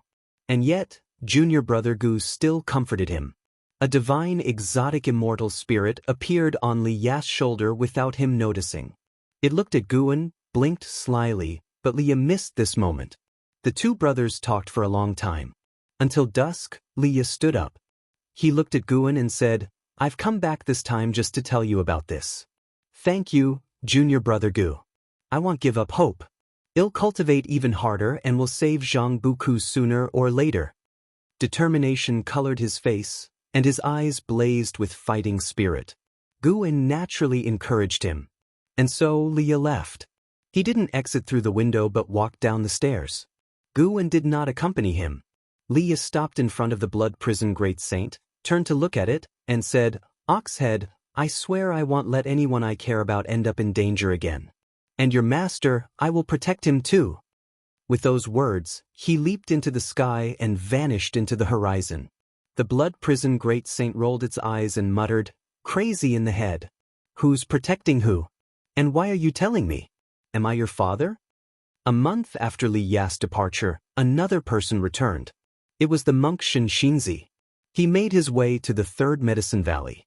He paused at the entrance to the valley, somewhat dazed by the sight of its inhabitants sweeping, watering the soil, playing Go, painting and playfully chasing each other. Everything seemed so harmonious. For some reason, the moment he returned here, Xianxia inexplicably breathed a sigh of relief. The gloom in his heart began to dissipate. Taking a deep breath, he stepped into the valley. Soon after, he saw Yuingyi. She saw him too and instinctively wanted to avoid him, but he sent her a message asking her to halt. Xianxia approached her with a serious expression. Yuingyi nervously asked, "What do you want?" "I haven't harmed anyone." Xianxia closed his eyes and said, "Amitabha, benefactor, the monk has come to apologize. I was indeed rash and overly stubborn and judgmental before. It's true that everyone in the world may accuse you, but this monk cannot. I apologize. Henceforth, I will not bother you again." He put his palms together and bowed in apology. Yuingyi was stunned and rather perplexed. Before she could ask any questions, Xianxia turned and left. Watching his retreating figure, Yuingyi muttered to herself, "What has he been through these years? It feels like he's been struck down." She had always been quite afraid of Xianxia, but after hearing his words just now, she strangely felt sympathy for him, rather than joy for her own sake. Shaking her head, she decided not to dwell on it any further. Whatever the case, she had to stay away from that monk. What if he went crazy again one day? Xianxia arrived at the go-playing area, where still dozens of people gathered. He saw the Valley Master Guan approaching and nodded to each other as a greeting. Then they stood behind the crowd to watch the game. Suddenly, Xianxia had a notion and looked towards Guan. Stepping towards him, he whispered, "Valley Master, might I have a word in private?" Guan glanced at him, then nodded. "Let's talk in my room," Guan said. Xianxia had sacrificed himself to save Liya and the whole town, which improved Guan's opinion of him. Although the monk was stubborn, when it came to action, he dared to face danger, genuinely caring for the lives of others, not just paying lip service. The Nine-Fingered Divine Lord, who was playing Go, noticed their figures. He smirked, withdrew his gaze, and continued his game, exclaiming, "You really play a lousy game of Go. Even the country children outside the Supreme Sect could outplay this mess. No, let that cow play, it would do better than you." The blood prison great saint, who heard this from afar, was infuriated, but he held back. After all, Guan had once said the Nine-Fingered Divine Lord was an immortal who had just concealed his cultivation level. "Just keep playing. Better you don't cultivate anymore. Once I release my cultivation level, I'll make you my mount and turn you into a toad." The blood prison great saint thought to himself, and this brought him pleasure. He immediately cheered up. Elsewhere, Guan led Xianxia upstairs. Xianxia took the initiative to close the door. After inviting him to sit down, Guan began making tea. While waiting, Xianxia looked around at the multitude of books in the room, even noticing his favorite, Journey to the West. Having Journey to the West, there made him feel even more favorably towards Guan. Guan placed the hot tea in front of him, then sat down, smiling and asked, "What brings Taoist friend to seek a discussion?" Xianxia took a deep breath and said, "Benefactor, it's like this.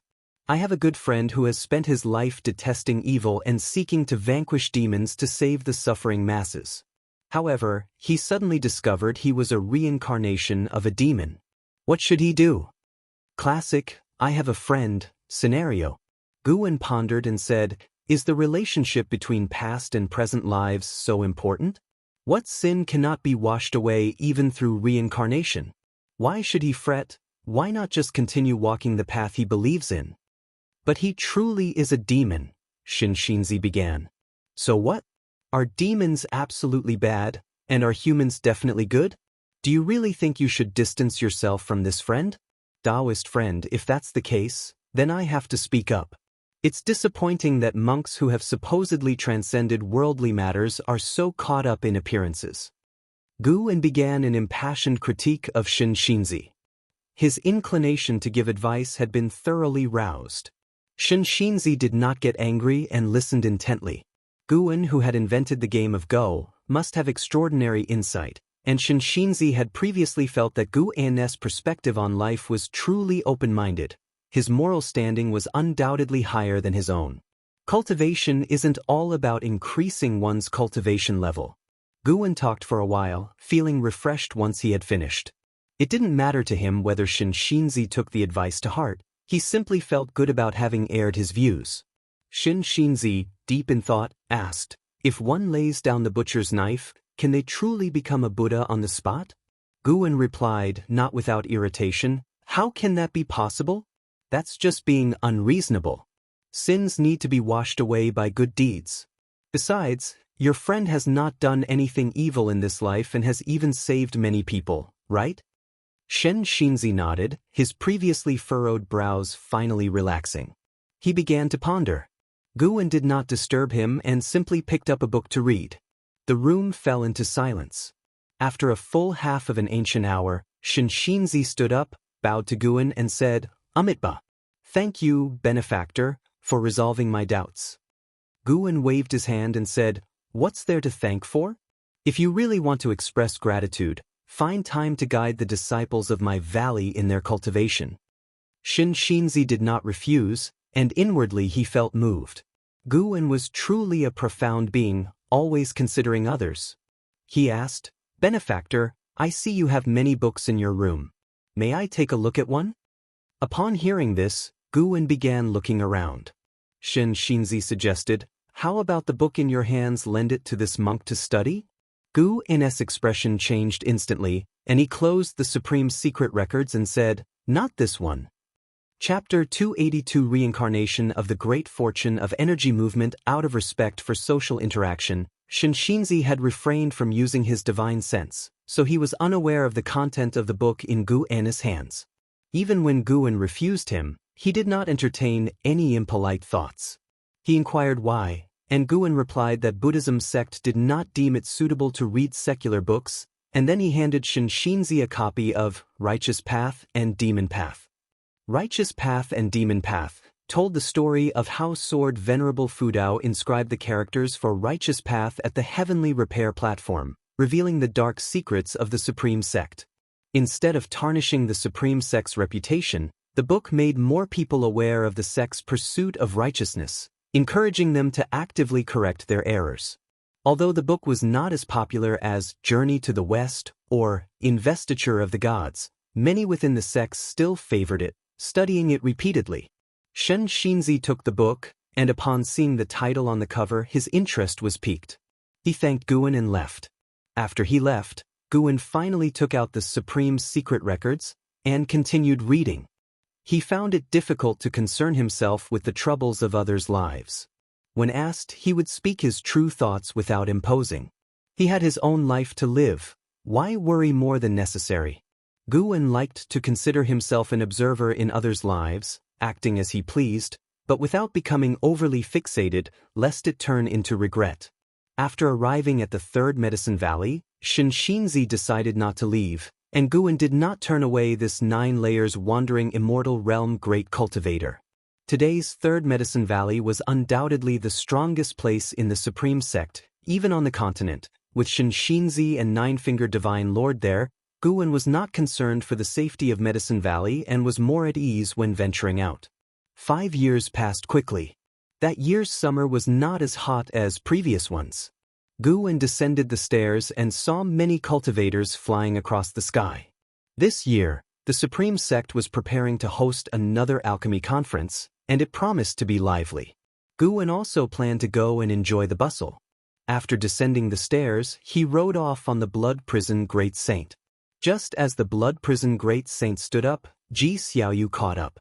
Seeing this, Guwen had no choice but to dismount and pat the back of the Blood Prison Great Saint, saying, "You're free to roam around today."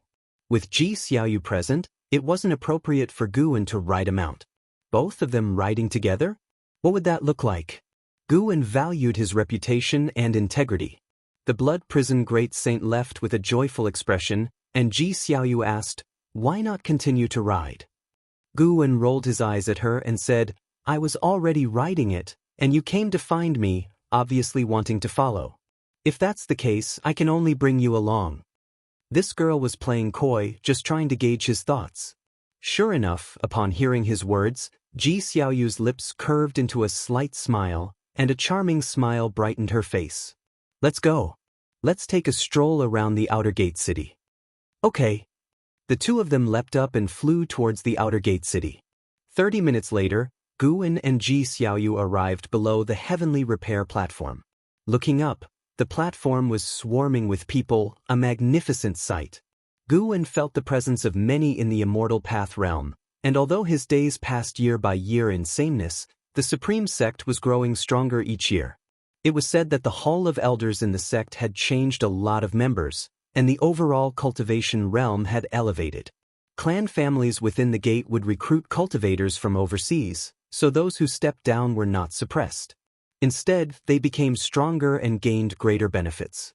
As Guwen surveyed the scene, he employed lifespan detection. He liked to see the maximum lifespans of people, something even divine immortals of wondrous dharma could not detect. Xiaoyu initiated, "I heard you know another Xiaoyu?" Guwen responded, "Yes, the third miss I mentioned before." "Is she me?" Xiaoyu suddenly asked. Guwen looked at her in surprise. Had the girl already awakened past life memories? Xiaoyu explained, "I've had my name since birth, and I feel a strong identification with it, unlike a habit acquired later in life. Plus, not long after that Xiaoyu died, I was born. The first time I met you, I felt a closeness to you, and coincidentally, you knew the other Xiaoyu. I don't think it's a coincidence." With a steady gaze, she looked at Guwen, waiting for his answer. Guwen couldn't help but raise his hand to touch her forehead, then retracted it and spoke softly, "You don't have a fever, do you?" Xiaoyu glared at him and said, "I'm serious." Guwen spread his hands helplessly, "Why are you asking me? I'm just a core formation realm cultivator. Can I see through reincarnation? But since I've known you, you don't seem curious about my name. That's because I was shocked before you arrived. You can ask the vice sect leader." "Is that so? What else, miss? Even if it's true, I don't want to delve into it. If you truly are the same person as her, just thinking about it is frightening. What kind of conspiracies and vortices lie behind it? Me, with my core formation cultivation level dabbling in it, am likely to turn to dust." Guwen spoke with a face full of fear, and as he did, he even stepped to the side. After listening, Xiaoyu found his reasoning sound, but seeing his expressions and gestures, she couldn't help but feel both aggravated and amused. "Brother Gu, you've arrived." A figure descended from the heavenly repair platform. It was Wu Ju. Wu Ju, now at the second layer of the divinity transformation realm, was a renowned prodigy of the Supreme Sect, cultivated with vast resources from the sect, exuding an air of confidence and vigor, a far cry from his timid past. Guwen greeted him with a smile. Wu Ju looked at Xiaoyu with a puzzled expression. Why has Brother Gu changed his female companion again? That's a bit too. Guwen immediately introduced Xiaoyu to Wu Ju, who suddenly realized, "You are the Xiaoyu with the strongest talent from the Ji family in recent years?" Xiaoyu nodded slightly, and once Guwen finished introducing him, she wasn't too surprised. Wu Ju was merely a famous prodigy, but the Third Medicine Valley hid many great cultivators, and even the sect leader occasionally visited. Afterwards, Wu Ju exchanged pleasantries with Guwen and then left. They had made previous plans to drink together after some time. But Guan knew they would probably miss that appointment. He indeed had time, but Wu Ju did not. He was either busy cultivating or on missions. For a talent like Wu Ju, cultivation could last for years. Guan watched Wu Ju's departing figure, reflecting inwardly that too much leisure was not a good thing. Wu Ju's maximum lifespan remained unchanged, just as it had been decades ago. Of course, with his current maximum lifespan of 7,600 years, surpassing the Mahayana realm shouldn't be a problem. Guan simply felt a bit regretful because he initially believed Wu Ju could compete with Hao. Ji Xiaoyu noticed the regret in his eyes and couldn't help asking, "What's wrong?" Guan replied with a smile, "I feel a bit sorry for him. I think his achievements could have been even higher." "His achievements are not high enough?" "Without Hao returning, he is already the Supreme Sect's #1 prodigy," Ji Xiaoyu said, confused. "Haha, indeed." Guan said no more, leading Ji Xiaoyu to the heavenly repair platform. Miss Third once attempted to lift the heaven-cutting axe. "You can also try when your cultivation level is higher," Guan casually mentioned. Ji Xiaoyu became interested in the heaven-cutting axe. They made their way through the crowds, arriving near the axe. Zuijian was reprimanding someone at the moment due to the crowd. Someone had stepped into the axe's ceremonial area. The so-called ceremonial area was marked by Zuijian. Aside from challengers, no one was allowed to enter a certain range to show respect towards Sword Venerable Fudao, and his proposal was acknowledged by the Supreme Sect, necessitating careful consideration in their treatment of Sword Venerable Fudao. Gu An's gaze landed on someone in the crowd. Stealing the 5 elements, heaven and earth, flying immortal realm 9 layers 0/0/0, divine exotic ghost king. This guy was something else, with a very mysterious method of concealing his aura. Had Guan not used his divine sense to scan the outer gate city upon arriving, he would not have noticed him. Stealing the 5 elements appeared as a scholar, wearing a scholar's hat, holding a folding fan, indistinct among the crowd, displaying curiosity while watching others challenge the heaven-cutting axe, without stepping forward himself. Guan only glanced at him before passing by, so as not to draw his attention. Back in the divine exotic realm, he had seen stealing the 5 elements, who certainly did not have the subdued aura he had now. This fellow daring to come to his turf, Guan wondered about his motives. Was he here to investigate him? Guan was curious to see what he would do next. Before long, the alchemy conference was about to begin in the city, prompting many to descend from the heavenly repair platform and head for the excitement. The alchemy conference was held in various cities, like a regional contest, with the final competition being held elsewhere, using formations to display the event to disciples and cultivators in all cities. Seeing Guan, Zuijian cheerfully greeted him. His son Zuolin was a good friend of Guan's. Guan was known for his thoughtful conduct, leaving a good impression. "Care to try?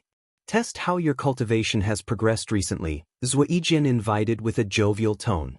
Guan looked at Ji Xiaoyu and said, "Any day is as good as today, and it's not a one-time opportunity. You go ahead." Ji Xiaoyu nodded, stepping forward toward the heaven-cutting axe. Stealing the 5 elements' gaze fell on Ji Xiaoyu, and all of a sudden, his expression changed, revealing some excitement, which he quickly suppressed. His fluctuating demeanor didn't escape Gu An's divine sense, but Guan pretended not to notice. In the end, Ji Xiaoyu failed, but no one laughed at her. After all, over the many years, no one had ever succeeded with the heaven-cutting axe. After exchanging a few words with Zuijian, Guan left. As they stepped out of the crowd and into a more open space, stealing the 5 elements approached them rapidly. "Wait, both of you." Stealing the 5 elements called out, prompting Guan and Ji Xiaoyu to stop and turn to look at him, their eyes questioning. He stopped in front of them and greeted them with a salute, saying, "My name is Wu Xing, and I have traveled here from overseas. I've seen quite a bit and can say I'm rather worldly. I noticed that this young lady carries exceptional chi fortune, no doubt the incarnation of someone with great fortune of energy movement. If you're interested, perhaps we could find a place to talk further." Hearing the word incarnation, Ji Xiaoyu frowned. She instinctively looked at Guan, eager to hear what stealing the 5 elements had to say, but wary of displeasing Guan. Chapter 283 Reincarnation Path Emperor. Facing Ji Xiaoyu's questioning gaze, Guwen naturally agreed. Then, the three of them found an inn and sat down, with Guwen choosing a spot on the second floor by the window. He liked to chat in this spot while watching the bustle of the streets below. Stealing the Five Elements glanced at Guwen and Ji Xiaoyu, then pinched his teacup, looked at the surface of the tea, and said, "Although we are meeting for the first time, this young lady must have an innate Taoist talisman hidden within her. Speaking of which, you and I are old acquaintances. In one of your past lives, you had formed ties with me." After he finished speaking, he first glanced at Guwen and then at Ji Xiaoyu. He was uncertain of the relationship between the two, so he spoke very cautiously. Guwen understood his concerns and said, "Taoist friend, feel free to speak. She is very curious about her past life." Ji Xiaoyu nodded and asked, "How long ago was that?" Stealing the Five Elements revealed a smile and said with feeling, "It must have been nearly 20,000 years ago." 20,000 years? The faces of both Guwen and Ji Xiaoyu changed drastically. Guwen's expression was feigned while Ji Xiaoyu was genuinely shocked since the known history of the Ji family didn't even span 20,000 years. "Who were you 20,000 years ago, and why did you come to the Supreme Sect?" Ji Xiaoyu asked cautiously. Guwen could feel that stealing the Five Elements had already imposed a restriction, making it impossible for other diners to hear their conversation. Stealing the Five Elements answered, "To be honest, this trip to the Supreme Sect was specifically for you. I can sense that you have reincarnated again. In terms of status, I should respectfully call you a senior. If not for your intervention back then, I would have ceased to exist long ago." Talking about the past, his face was full of nostalgia, his gaze unfocused as if his thoughts had drifted back to the distant past. Ji Xiaoyu furrowed her brows and asked, "Why did I reincarnate?" Stealing the Five Elements said, "I only know you experience calamities. You weren't forced into reincarnation due to hatred, and you can rest assured about this. No one in this world can do anything to you. I even consider you the strongest person I have ever seen." This genuinely surprised Guwen because he had been to Divine Exotic City and seen stealing the Five Elements demonstrate his power. Knowing this, stealing the Five Elements still believed that one of Ji Xiaoyu's past lives was stronger. It seemed like the last time, in the Seven Stars Spirit Realm, the innate Taoist talisman had not yet displayed its true power, but at that time, it had already been enough for Ji Xiaoyu to seek revenge. Stealing the Five Elements continued to speak about Ji Xiaoyu's strength at the time. In that lifetime, Ji Xiaoyu had called herself Reincarnation Path Emperor. The two had met only once, but due to Reincarnation Path Emperor's kindness, stealing the Five Elements had always wanted to repay her, only to find his freedom in recent years. He did not reveal his real identity, and the name Divine Exotic Ghost King was already known throughout the world. He also knew his reputation was not good. From stealing the Five Elements story, Ji Xiaoyu could only understand how strong her previous self was, and it didn't unravel the secrets of reincarnation. She looked at stealing the Five Elements and asked, "What exactly do you need from me now? I can't help you with anything in my current state." She was very cautious, worried that stealing the Five Elements might want to kill her and force her previous life to emerge. Guwen had been listening silently, noting down the name Reincarnation Path Emperor, planning to investigate further the next time he visited Immortal's Seeking Island. 20,000 years might seem an eternity to mortals, but for great cultivators such as Wandering Immortals and Heaven and Earth Flying Immortals, it wasn't much, having lived through epochs preceding the fall of the Reincarnation Path Emperor. After a moment of hesitation, stealing the Five Elements said, "A catastrophe that will affect all beings is soon to erupt. When it does, many seas and continents will be destroyed, including the continent you are currently on, and I too am deeply trapped, unable to escape. The Reincarnation Path Emperor had a divine skill that could free me, even if it meant undergoing reincarnation, I would be willing." Upon hearing this, Guwen was somewhat surprised. From what stealing the Five Elements said, the Master of Divine Exotic Realm was likely to die. Why would an adversary of the Master of Divine Exotic Realm want to annihilate all living beings? He had previously felt that the appearance of the Divine Exotic Realm was not a coincidence, and clearly, the master was wary of something. Otherwise, with the master's strength, he could have swept away any invaders. But I am not the reincarnation path emperor. Ji Xiaoyu hesitated. Stealing the 5 elements waved his hand and said, "You needn't worry. I am not here to force you to help me now. When the catastrophe falls, no one will be able to save themselves. At that time, you will undoubtedly awaken your primal consciousness. Just remember me then." After hearing this, Ji Xiaoyu's brows furrowed even tighter. Stealing the 5 elements looked at Guan and said, "It is best not to spread the word about this. Not even the Supreme Sect or any major powers overseas can prepare for it in advance. It's better if the cultivators here enjoy their current lives unaware, lest the spreading news precipitate the catastrophe." Guan nodded and said, "I understand that principle. I just want to know how long until the catastrophe erupts?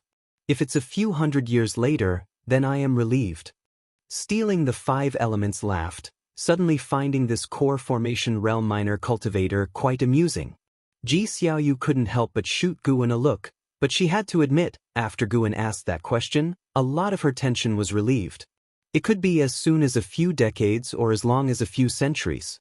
There are unimaginable powers at play behind the scenes. I can only say, when the oceans begin to rise, that will represent the arrival of calamity. Stealing the 5 elements answer caused Ji Xiaoyu to frown again. After speaking, he stood up and said, "Well, that's all I have to say. I won't disturb you any further." He raised his hand in a salutation and then left. Once he left the floor, the invisible restriction vanished. Guan turned to Ji Xiaoyu and chuckled, "You certainly have an impressive background.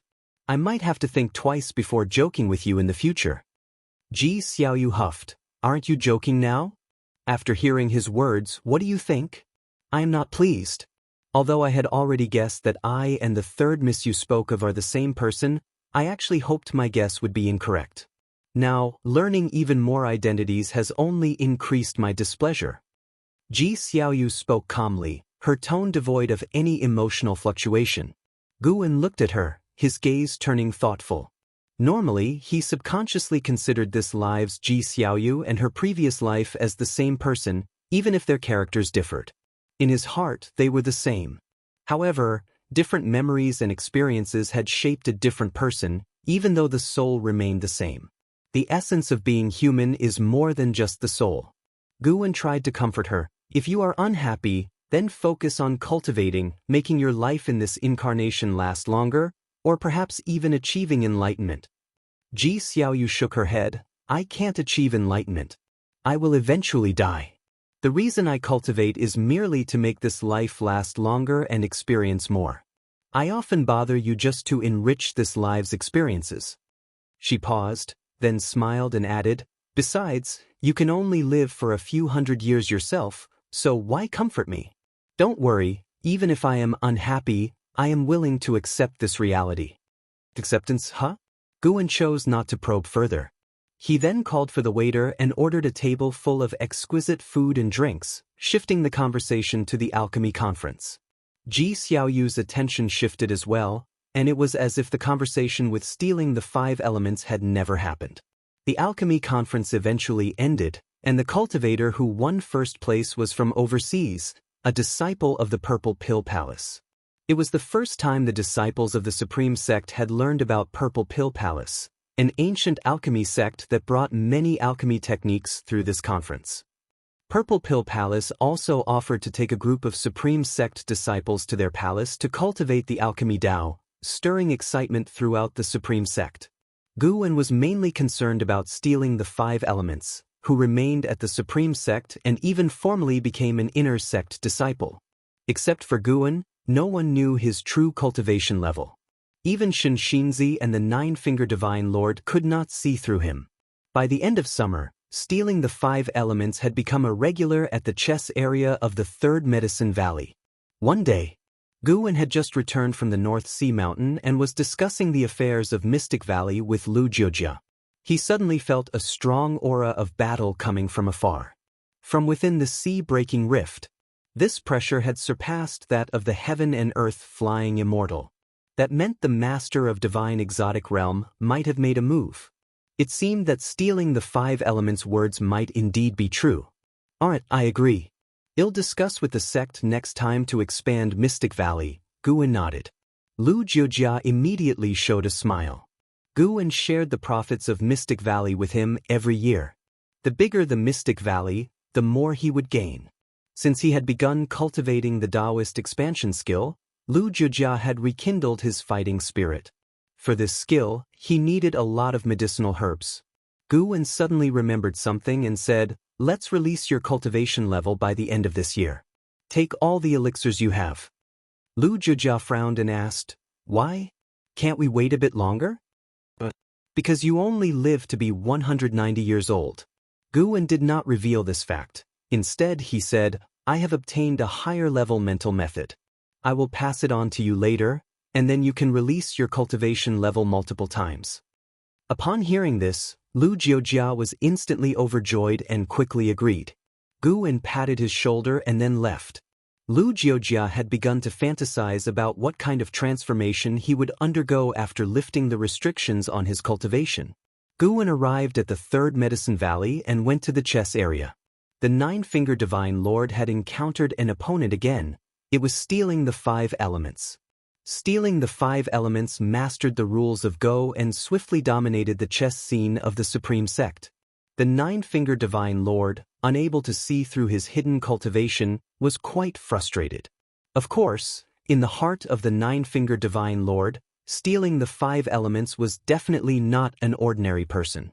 Gu Anna's background was easier to investigate, having entered the Supreme Sect at the age of 15 and being a house servant of the Ji family when he was young. His age could not be hidden. But stealing the 5 elements was different. He came from overseas. The 9-Finger Divine Lord looked up at stealing the 5 elements, feeling annoyed. Who exactly is this guy? Stealing the 5 elements, smiling, waved his fan. He was not afraid of the 9-Finger Divine Lord's suspicions. With his cultivation level, it was impossible for the Divine Lord to see through him. In the entire Supreme Sect, there was only one person he feared, Sword Venerable Fudao, who seemed to have accepted him as long as he did not cause trouble. "I lost." The 9-Finger Divine Lord inhaled deeply and declared gravely. He had lost to stealing the 5 elements 6 times and felt utterly humiliated. The surrounding crowd cheered, exacerbating his depression. Stealing the 5 elements stood up and laughed. "To celebrate this victory, how about I teach everyone a spell for close combat?" The disciples were even more delighted, their cheers drawing the attention of other disciples from afar. Chapter 284. Zhang Buku becomes a disciple. Seeing that stealing the 5 elements was willing to teach the disciples sorcery, Guan was secretly pleased. This guy knew his way around people, far more so than the 9-Finger Divine Lord. As the number of Medicine Valley disciples increased, Guan's distance from them grew ever larger. Despite being called master and disciple in name, they didn't share that true relationship. Even so, Guan still hoped they would have a better life and come across more opportunities for immortal cultivation. Stealing the 5 elements immediately took action, and seeing Guan on the way, he greeted him. After they left, Guan went to the chess table and looked at the 9-Finger Divine Lord, smiling. "Shall we play a game?" The 9-Finger Divine Lord snorted. "No, find him to play if you dare." "Then forget it. He seems very powerful. I'm not sure I'd win, so I can't start a game so carelessly." "What do you mean you are sure with me? Have I ever lost to you?" "You..." The 9-Finger Divine Lord was so angry he wanted to slam the table and stand up. Seeing the smile on Guan's face, he understood that Guan was deliberately provoking him. Guan then asked, "By the way, it's been a while since you returned. Where is Chu Jingfeng? Aren't you taking care of him?" "Don't worry, he's doing well. He's in seclusion. When he returns, you'll have to look up to him." The thought of Guan being surpassed by his own disciple, even becoming a figure from another world, made him quite cheerful again. Guan sighed. "If that's true, that would be wonderful. I have no hope of becoming an immortal. If he can achieve immortality, then I would also know an immortal, and my life would be without regrets." The 9-Finger Divine Lord really wanted to say that he himself was an immortal, but looking at Guan's expression, he felt ashamed. What was wrong with himself? Why was he being so petty? Guwen noticed the change in his expression and cursed inwardly. The old man still wants to rile me up, watch me retreat to advance. The Nine-Finger Divine Lord began speaking about the sect where Chu Jingfeng was located. He had sent Chu Jingfeng to an overseas branch of a sect, which, although not as powerful as the Star Sea congregations, was still stronger than the Supreme Sect. Guwen listened intently to his tale of the overseas realm. It was nearly evening when Guwen returned to his attic. In recent days, he had seen more and more heaven and earth flying immortals return, mostly near the sea-breaking rift. Clearly, a great battle was brewing. He sat in his chair, concentrated his mind, and his primordial spirit emerged. The carefree primordial immortal could remain undetected and untouchable by all beings, and even the divine immortal of wondrous Dharma could not perceive it. Guwen quickly snuck into the sea-breaking rift, where he saw more fighting figures along the way than before, with nearly every heaven and earth engaged in battle. He stepped into the largest heaven and earth, which was where the Master of Divine Exotic Realm resided. At the moment, the Master of Divine Exotic Realm wasn't fighting, but there was still the aura of another carefree primordial immortal lingering, a sign that someone else had recently left the area. Guwen landed in front of a cave, dark with a faint sound of wind. He stepped into the cave silently, the wind passing through his immortal soul of wondrous Dharma without any obstacle. Walking through the winding cave, he arrived at a chamber where Zhang Buku, now a divine exotic resentful ghost, was sitting cross-legged on the ground. Lying across his legs was an axe, formed not from a Dharma treasure but from condensed divine exotic force. Zhang Buku's eyes were closed, his brow furrowed as if he was enduring torment. Although he retained his original soul consciousness, he was constantly enduring the erosion of divine exotic force, as it autonomously devoured the soul. This was a process that even the Master of Divine Exotic Realm could not reverse. Guwen sighed at the sight of his painful demeanor. How distressed would senior brother Zhang be if he saw this? Guwen transformed into a sparrow and perched on a nearby rock. He chirped softly, and Zhang Buku opened his eyes instinctively. Upon seeing the sparrow, he was stunned. "Is that?" Zhang Buku's face lit up with joy. Just as he was about to speak, the sparrow flapped its wings humanly, signaling him to keep silent. Zhang Buku immediately understood but remained excited. Though unclear about the origin of the sparrow, he was grateful to it. When he had been close to death, it led him to a cave where he found a demon core and learned a world-dominating axe method. He had always harbored dreams about the sparrow, but never did he imagine he would see it here. At this moment, Zhang Buku felt incredibly fortunate. No matter the origin of the sparrow, there was someone looking out for him in the dark. How could he not be happy? The sparrow suddenly flew toward him, but he didn't dodge. Then he felt a peck on his forehead, and a flood of memories poured into his mind, leaving him in a daze. Time was lost to him. When Zhang Buku regained consciousness, his mind was filled with the memory of cultivating a divine skill. Limitless freedom step. Murmuring to himself, even reflecting on the divine skill let him sense its profound and inscrutable nature. Perfect, now he could practice the divine skill to divert the pain in his body. To use the words of the Master of Divine Exotic Realm, he had to get used to the erosion of divine exotic force, or he would truly become a divine exotic resentful ghost. Perhaps, the sparrow wanted to help him in this way. Warmth filled Zhang Buku's heart, and he suddenly felt that his pain was bearable. How many perished in the divine exotic realm, turning directly into divine exotic resentful ghosts? While he still had a chance, how could he not be joyous? "I must practice diligently, get out of here early, so Leah won't worry. And martial Uncle Gu. If I were to stay here for hundreds or even thousands of years, wouldn't I lose the chance to ever see martial Uncle Gu again?" Zhang Buku felt a sense of urgency at the thought. He always felt that martial Uncle Gu wasn't simple, possibly concealing cultivation level. But no matter how much Gu concealed, he was younger than Leah and couldn't possibly be much stronger, especially since Leah had an opportunity like Divine Exotic City. Zhang Buku stood up and started practicing the limitless freedom step. He moved around the chamber, changing his step technique, gradually losing track of time and forgetting his pain. However, because he was in cultivation, his will became exceptionally clear. In the blink of an eye, 2 years went by rapidly. Zhang Buku was still in the cave, practicing the limitless freedom step without rest. For him, practicing the divine skill was not exhausting. He even began to find a way to resist the divine exotic force. Footsteps echoed from the tunnel, jolting him from his focus.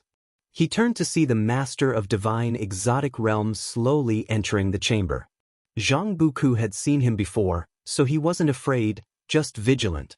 The master of divine exotic realm looked at him and said, "The divine skill you're practicing is exceptional, with great potential. Practice well, for your future achievements will certainly be extraordinary." Hearing this, Zhang Buku was surprised. Knowing the nature of his divine skill, the other didn't inquire further about it. Did that guy recognize the sparrow? Zhang Buku was about to ask when the master of divine exotic realm said, "Although your friend obtained divine exotic city, he has not truly mastered its power. Another is its master. Would you like to take me as your teacher and inherit my mantle? In the future, you could claim divine exotic city as your own. Of course, if you are unwilling, you've received my teachings. Conquering an immortal path supreme treasure in the future would not be difficult." Take him as a teacher? Zhang Buku was a bit slow to process this. He could feel the suppressive force from the master of divine exotic realm. He was utterly incapable of resisting him, even unable to lie. In such a situation, if the master of divine exotic realm wanted to calculate against him, why would he need to beat around the bush? The master of divine exotic realm saw through his thoughts and explained, "What interests me is not you, but the entity behind you. Now your fate is linked with mine. If I perish, you must die. At least we are now on the same side. If I can be on good terms with your backing, it's all benefits and no harm." "My backing? Who is it?" Zhang Buku asked in surprise. The master of divine exotic realm showed no astonishment. He had already delved into Zhang Buku's memories, but some parts were not clear, obscured by a force preventing his probing. He dared not investigate further, as he had already witnessed the power behind Zhang Buku. If you don't know, then don't ask too much. Knowing too much isn't always good. You just need to understand that whether it's him or me, if we wanted to harm you, we wouldn't need such methods. Your worth isn't that high, the master of divine exotic realms said slowly. After listening, Zhang Buku fell silent. He wasn't angered. In fact, he was even more grateful to the sparrow. Even if it was manipulation, he accepted it. He would definitely repay the sparrow in the future. As for the master of divine exotic realm, strictly speaking, they had no direct enmity. If he died in the divine exotic realm, he couldn't blame anyone. After all, it was his own path that he had chosen, and nobody had forced him to come. Zhang Buku took a deep breath and said, "All right." He then knelt halfway and saluted with a fist, "Honorable master above, please accept your disciple's bow." And with that, he bowed his head. The master of divine exotic realm's face revealed a smile. "It's been many years since anyone called me master. My last disciple is now high above, seemingly afraid of any association with me." His tone was full of self-derision. Zhang Buku looked up and asked, "Who is your disciple?" The smile on the master of divine exotic realm's face faded, and he scoffed, "Him? Just a dog of the holy court." Chapter 285 Life-Seizing Immortal, Calming the Sea's Fury, Name, Guan, Lifespan, 195/12708862, Physique, Primordial Karmic Body, Cultivation Level, Divine Immortal of Wondrous Dharma Realm, 9 layers, under the tree, Guan lay on his back, resting. He called up his attribute panel to check, and as he looked at his lifespan, a smile appeared on his lips. It had been 21 years since his last breakthrough, and had accumulated over 12 million years of lifespan so quickly, Guan was very satisfied, proving he hadn't slackened. As long as he maintained this pace, a billion-year lifespan wouldn't be far off. After looking, Guan sent his divine sense toward the sea-breaking rift. Not long ago, Zhang Buku had become an apprentice to the master of divine exotic realm. Guwen could feel the goodwill released by the master of divine exotic realm, and he wasn't just paying lip service, had already started teaching Zhang Buku earnestly and hadn't left the cave where Zhang Buku resided. From this matter, it was clear that the master of divine exotic realm was quite urgent, indicating that the catastrophe mentioned by stealing the 5 elements was approaching. Guwen wasn't in a hurry. The master of divine exotic realm surely had other powers. Otherwise, how would he dare to create such a rift in the sea? Let them fight it out first. Once it involves Zhang Buku, he would then consider intervening. Anyway, Guwen wouldn't directly involve himself in the strife unless he was certain of his ability to solve the root of the problem. Zhang Buku seemed to be in a good state, so Guwen could rest assured. Everything's good, everyone is busy, being busy is a good thing. Guwen scanned all those he had good relations with using his divine sense, and seeing that everyone was well, he smiled. He sat up, stretched lazily, and then got up to leave. Disciples he encountered along the way greeted him, and he nodded back with a smile, his attitude gentle and devoid of airs. All the way to the pavilion, he saw Yang Jian conversing with the Blood Prison Great Saint about issues in physical cultivation. The Blood Prison Great Saint was also a physique cultivator, otherwise, he wouldn't have obtained Divine Beast True Blood. Seeing Guwen approaching, Yang Jian hurriedly stood up to greet him. Guwen thought for a moment and said, "Rest well, and in a while, it'll take you to spar in a combat to test your real strength." Upon hearing this, Yang Jian's eyes lit up. Normally, he could only spar with Li Lingtian, which was quite boring. Hearing that he could actually fight a real battle, how could he not be excited? Without waiting for a response, Guwen stepped upstairs. In the distance, stealing the 5 elements, who was playing Go with someone, was observing Yang Jian thoughtfully. He could see that Yang Jian possessed some type of ancient treasure body, which made him more curious about Guwen. No wonder this person could establish a close relationship with the reincarnation of the Reincarnation Path Emperor. His origins must be extraordinary. He didn't intend to investigate Guwen but planned to form a good relationship with Yang Jian later. No matter what, as long as Yang Jian lived to 1,000 years, he would surely become a renowned figure, and befriending such an existence was naturally a good thing. Stealing the 5 elements started contemplating what spells and divine skills to teach Yang Jian. Guwen didn't mind him guiding other disciples in cultivation, so he certainly wouldn't stop him from teaching Yang Jian.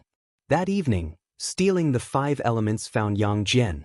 "Little brother, I've observed you for some time and feel that your talent and comprehension are exceptional. I have a hand technique set. Would you like to learn it?" Stealing the 5 elements asked with a smile. Yang Jian knew he was a great cultivator. After all, he could win against the 9-fingered Divine Lord in Go. "Thank you for your kindness, senior, but there's no need." Yang Jian clasped his fists and refused.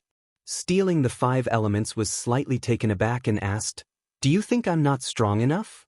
Yang Jian shook his head and said, "To be honest, I'm not interested in hand techniques, as the spells and divine skills related to the body are not as powerful as enhancing physical strength." Stealing the 5 elements became interested and curiously asked, "Then what do you want to learn?" Seeing his persistence, Yang Jian asked, "Senior, have you ever read Investiture of the Gods or Journey to the West?" Stealing the 5 elements nodded and said, "Of course I've read them. You call yourself Yang Jian. Could it be that you want to become an existence like him? But that's just fictional writing, and the cultivation techniques and divine skills in the books don't actually exist." Upon hearing this, Yang Jian could only shake his head and turn to leave. "Wait, how about I teach you a spear technique? This is the most powerful long weapon technique I hold. Once mastered, it can dominate the world, being unmatched, suiting your physique well." Stealing the 5 elements hurriedly called out to Yang Jian. Yang Jian stopped, looking at him, his eyes slightly expectant. Stealing the 5 elements smiled and said, "This spear technique is called the Heaven-Extinguishing Tao Annihilating 36 Spear Techniques. It's very difficult to cultivate, and so far, no one has inherited it in the current age." Yang Jian, upon hearing this, said, "Is that so? Then I must try it." "Thank you, senior. Find a deserted place to practice, then." "All right." The two headed deeper into Medicine Valley, followed by the blood prison great saint, who was intrigued and wanted to watch. Stealing the 5 elements didn't chase him away because he believed it was impossible for the great saint to master it. Yang Jian did possess an ancient treasure body, a physique rare in this era. Inside the pavilion, Guan also noticed this scene, but he didn't pay much attention, as stealing the 5 elements shouldn't act recklessly, and if he dared, it would be courting death. Moreover, he was curious about the heaven-extinguishing Tao-annihilating 36 spear techniques, wondering if they were indeed that powerful. A night passed. As dawn broke, the disciples gathered to practice. Guan saw Yang Jian approaching quickly, with stealing the 5 elements following behind. Stealing the 5 elements appeared dazed, lacking his usual composure, as if he'd been frightened. Guan found it amusing. Stealing the 5 elements was likely startled by Yang Jian's comprehension and physique. After just one night, Yang Jian had preliminarily mastered the heaven-extinguishing Tao-annihilating 36 spear techniques. Although he hadn't yet unleashed its true power, it was enough to amaze stealing the 5 elements. He suspected that Yang Jian's physique was among the strongest of ancient treasure bodies. Unfortunately, Impermanence Tian had been obliterated. Otherwise, he could have asked him, as he was the most knowledgeable about ancient treasure bodies. "What did you do?" Li Ling Tian looked at Yang Jian, surprised. Yang Jian's breath was chaotic, indicating he hadn't rested the previous night. Yang Jian dismissively said, "Just cultivating, don't ask more." Li Ling Tian cast a glance at stealing the 5 elements in the distance and understood. After finishing their exercises, Li Ling Tian found stealing the 5 elements to inquire if he'd taught Yang Jian any Taoist sorcery, to which stealing the 5 elements nodded without concealment. "Can you teach me as well? My talent isn't bad either." Li Ling Tian promptly asked. Stealing the 5 elements appraised him and said, "Your aptitude is indeed good, but not enough to make me act. Improve your cultivation first, and perhaps one day, when you look pleasing to my eyes, I'll teach you." Pleasing? Li Ling Tian was infuriated. All his life, had been cherished by others and had never been rejected. Even in the 3rd Medicine Valley, Guan hadn't refused him. Li Ling Tian, teeth clenched, stormed off. Stealing the 5 elements wasn't bothered. Li Lingshan's predicaments weren't complicated, and the forces behind him didn't threaten stealing the 5 elements. He even anticipated trouble from Li Lingshan's backers, something to spice up his life. Just as he was about to play go, Xianxia intercepted him. "Amit Ba, benefactor, care to chat?" Xianxia sternly asked, stealing the 5 elements. Stealing the 5 elements smiled and nodded, and the two left the 3rd Medicine Valley. With autumn's arrival, the 3rd Medicine Valley gradually took on hues of withering yellow, and disciples could be seen everywhere clearing fallen leaves. Inside the pavilion, Shenzhen was enthusiastically discussing her new masterpiece with Guan. Guan was uninterested in her journey to the south, and his divine sense was gazing towards the ocean. Above the sea-breaking rift was a shocking battle where one person fought against 3 divine exotic ghost kings, and that person even had the upper hand. Heaven and earth flying immortal. The divine exotic ghost kings were already at the 9th level of heaven and earth flying immortal, yet there was another heaven and earth flying immortal who could single-handedly overpower them. How could this not pique Guan's curiosity? "Are you listening?" Shenzhen asked, dissatisfied. Guan smiled. "Of course, I'm listening. But I'm more curious about your cultivation than your book." Shenzhen, Nascent Soul Realm, 7th Layer 231/880/4400, Shenzhen's maximum lifespan had actually increased. This surprised Guan. Previously, Shenzhen's maximum lifespan was only over 2,500 years. Pity his junior sister and brother, diligently cultivating, yet unable to find a path enlightenment opportunity. Shenzhen, who spent her days writing and painting, lazy in cultivation, just saw her maximum lifespan increase. How could he reason with this? Perhaps writing and painting were another path of cultivation. Shenzhen coughed lightly, her face slightly uneasy, and she replied, "I'm doing okay. I am working hard." Guan didn't have the heart to expose her. Every time he checked on her with his divine sense over the years, she was either reading, writing, painting or playing music, living alone in her cave, seemingly never getting tired. Now, it seemed that her actions were not without meaning. Judging from Shenzhen's expression, she seemed unaware of her increased talent and comprehension. Guwen didn't mention it. After all, she was still young and didn't need to rush in cultivation. If he said something, she might never find that same feeling again. What about you? Why does it seem like your cultivation isn't progressing? Shenzhen asked, raising an eyebrow. Upon hearing this, Gu and his face darkened immediately and he sighed. Shenzhen frowned. What's wrong? Is something troubling you? Nothing. I just increasingly feel heavenly destiny. Even with medicinal herbs for alchemy, I find breaking through difficult. You don't understand this feeling. I see no future in immortal cultivation. Perhaps this is already my future, Guwen sighed. Hearing him, Shenzhen opened her mouth, wanting to console him, but words failed her. Talent is reality. Gu and his friend Wu Ju had already soared, and as for Liya, had already become the face of the supreme sect. Guwen forced a smile. Miss? Shen, my life is short, but yours is different. As he was about to continue, suddenly, a vast oppressive force engulfed the heavens and earth, interrupting him. Immediately, a dominantly unrivaled voice resounded throughout the world. I am the life-seizing immortal of the great cold demon sect. Today, I plant a tower at the sea-breaking rift. Within 100 years, if no one can defeat me, I will annihilate all living beings who have heard my words to quell the ocean's fury. The great cold demon sect. Guwen had heard of this sect, a demon path sect comparable to the bitter sea Buddha sect. According to Wuxia, the great cold demon sect was also one of the few demon path sects recognized by the Holy Court. Though a demon sect, the places they massacred were all territories abandoned by the Holy Court. Could it be that their continent and the surrounding seas had already been abandoned by the Holy Court? Chapter 286. The background of connecting to heaven, great cold demon sect? Life-seizing immortal? Where did they come from? Shenzhen frowned, muttering under his breath, his eyes revealing a hint of unease.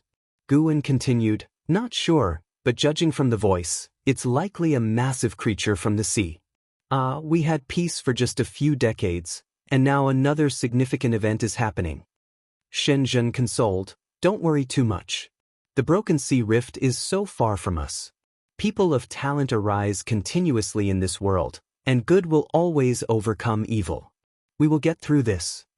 Guwen nodded, but his thoughts were quite the opposite. The power behind the great cold demon sect had already reached the heavens. As Wuxia would say, since ancient times, the great cold demon sect and other demon sects with significant chi fortune have been acting as the blade of the Holy Court. There are always some matters that the Holy Court can't handle directly. Of course, the Holy Court isn't dark. They simply view things from the perspective of the entire universe and often encounter situations where they must sacrifice some beings or have no choice but to annihilate an area filled with living beings. If the Holy Court has truly abandoned this place, what could be the reason? It surely couldn't be because of the divine exotic realm, right? The divine exotic realm has nothing to do with them, they could separate it out entirely. Guwen suspected there was a deeper reason he was unaware of. His divine sense probed, and the life-seizing immortal was not the heaven and earth-flying immortal who fought alone against the three divine exotic ghost kings. Instead, it was a carefree primordial immortal. His arrival had interrupted that great battle. Guwen watched as the life-seizing immortal placed a treasure pagoda at the edge of the broken sea rift. It grew taller and taller, reaching through the clouds, no less than 100,000 feet tall, quite majestic. The life-seizing immortal then flew into the pagoda. The three divine exotic ghost kings fled into the broken sea rift, followed by the heaven and earth-flying immortal, clearly aligned with the life-seizing immortal. Guwen was curious to see if any other carefree primordial immortals would take action within the next 100 years. He continued discussing the affairs of the world with Shenzhen. They were both minor cultivators in the world of immortal cultivation. When talking about the happenings in the world, they mostly expressed envy. Not long into their conversation, Shenzhen excused himself. Guwen also got up and went downstairs, ready to discuss the great cold demon sect with the disciples and cultivators in the valley. The shout of the life-seizing Immortal had caused an uproar across the world. Wherever there were gathered beings, this matter was being discussed.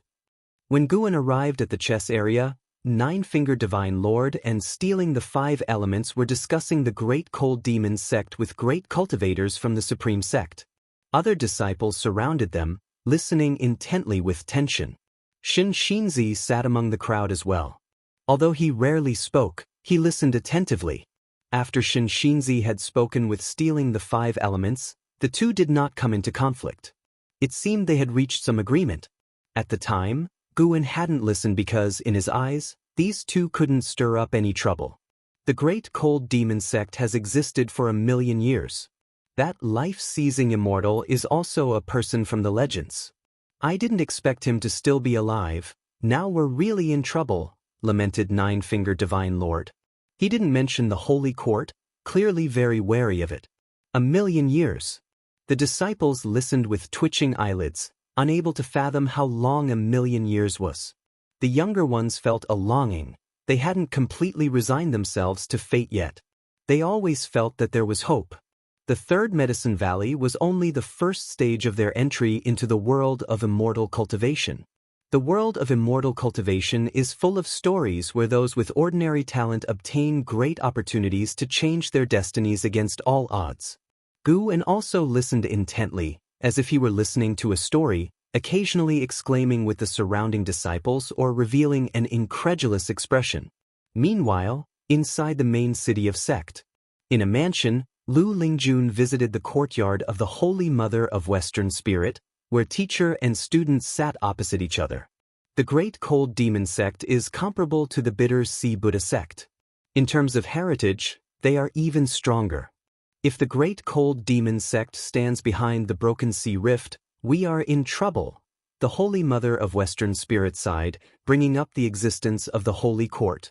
This was the first time Lu Lingjun had heard the name of the Holy Court, and she was shocked. How vast is this universe? The Holy Mother of Western Spirit also suspected that this sea area had been abandoned by the Holy Court. Otherwise, the people from the Great Cold Demon Sect wouldn't be so unrestrained, even giving out 100 years, clearly wanting large sects to evacuate promptly. Upon hearing this, Lu Lingjun couldn't help asking, 100 years, only the immortal cultivation sects can evacuate, right? Will all the myriad living beings who stay behind really die? The Great Cold Demon Sect has slaughtered so many living beings. The continents and sea areas affected by the Broken Sea Rift added together only make up a small area of the Great Heaven and Earth. To the Great Cold Demon Sect, it's nothing. The Holy Court won't care either. The fall of the beings in this area won't make waves in the entire world, the Holy Mother of Western Spirit said somberly. Lu Lingjun furrowed her brows. The Holy Mother of Western Spirit then said, I need to make a trip back to find out the real reason behind the actions of the Great Cold Demon Sect. Lu Lingjun nodded, beginning to consider the worst-case scenario. She was an ascender, so escaping wasn't a problem for her. But, having been in the Supreme Sect for so long, she cared about too many people. Her concern was how to help those she had relationships with.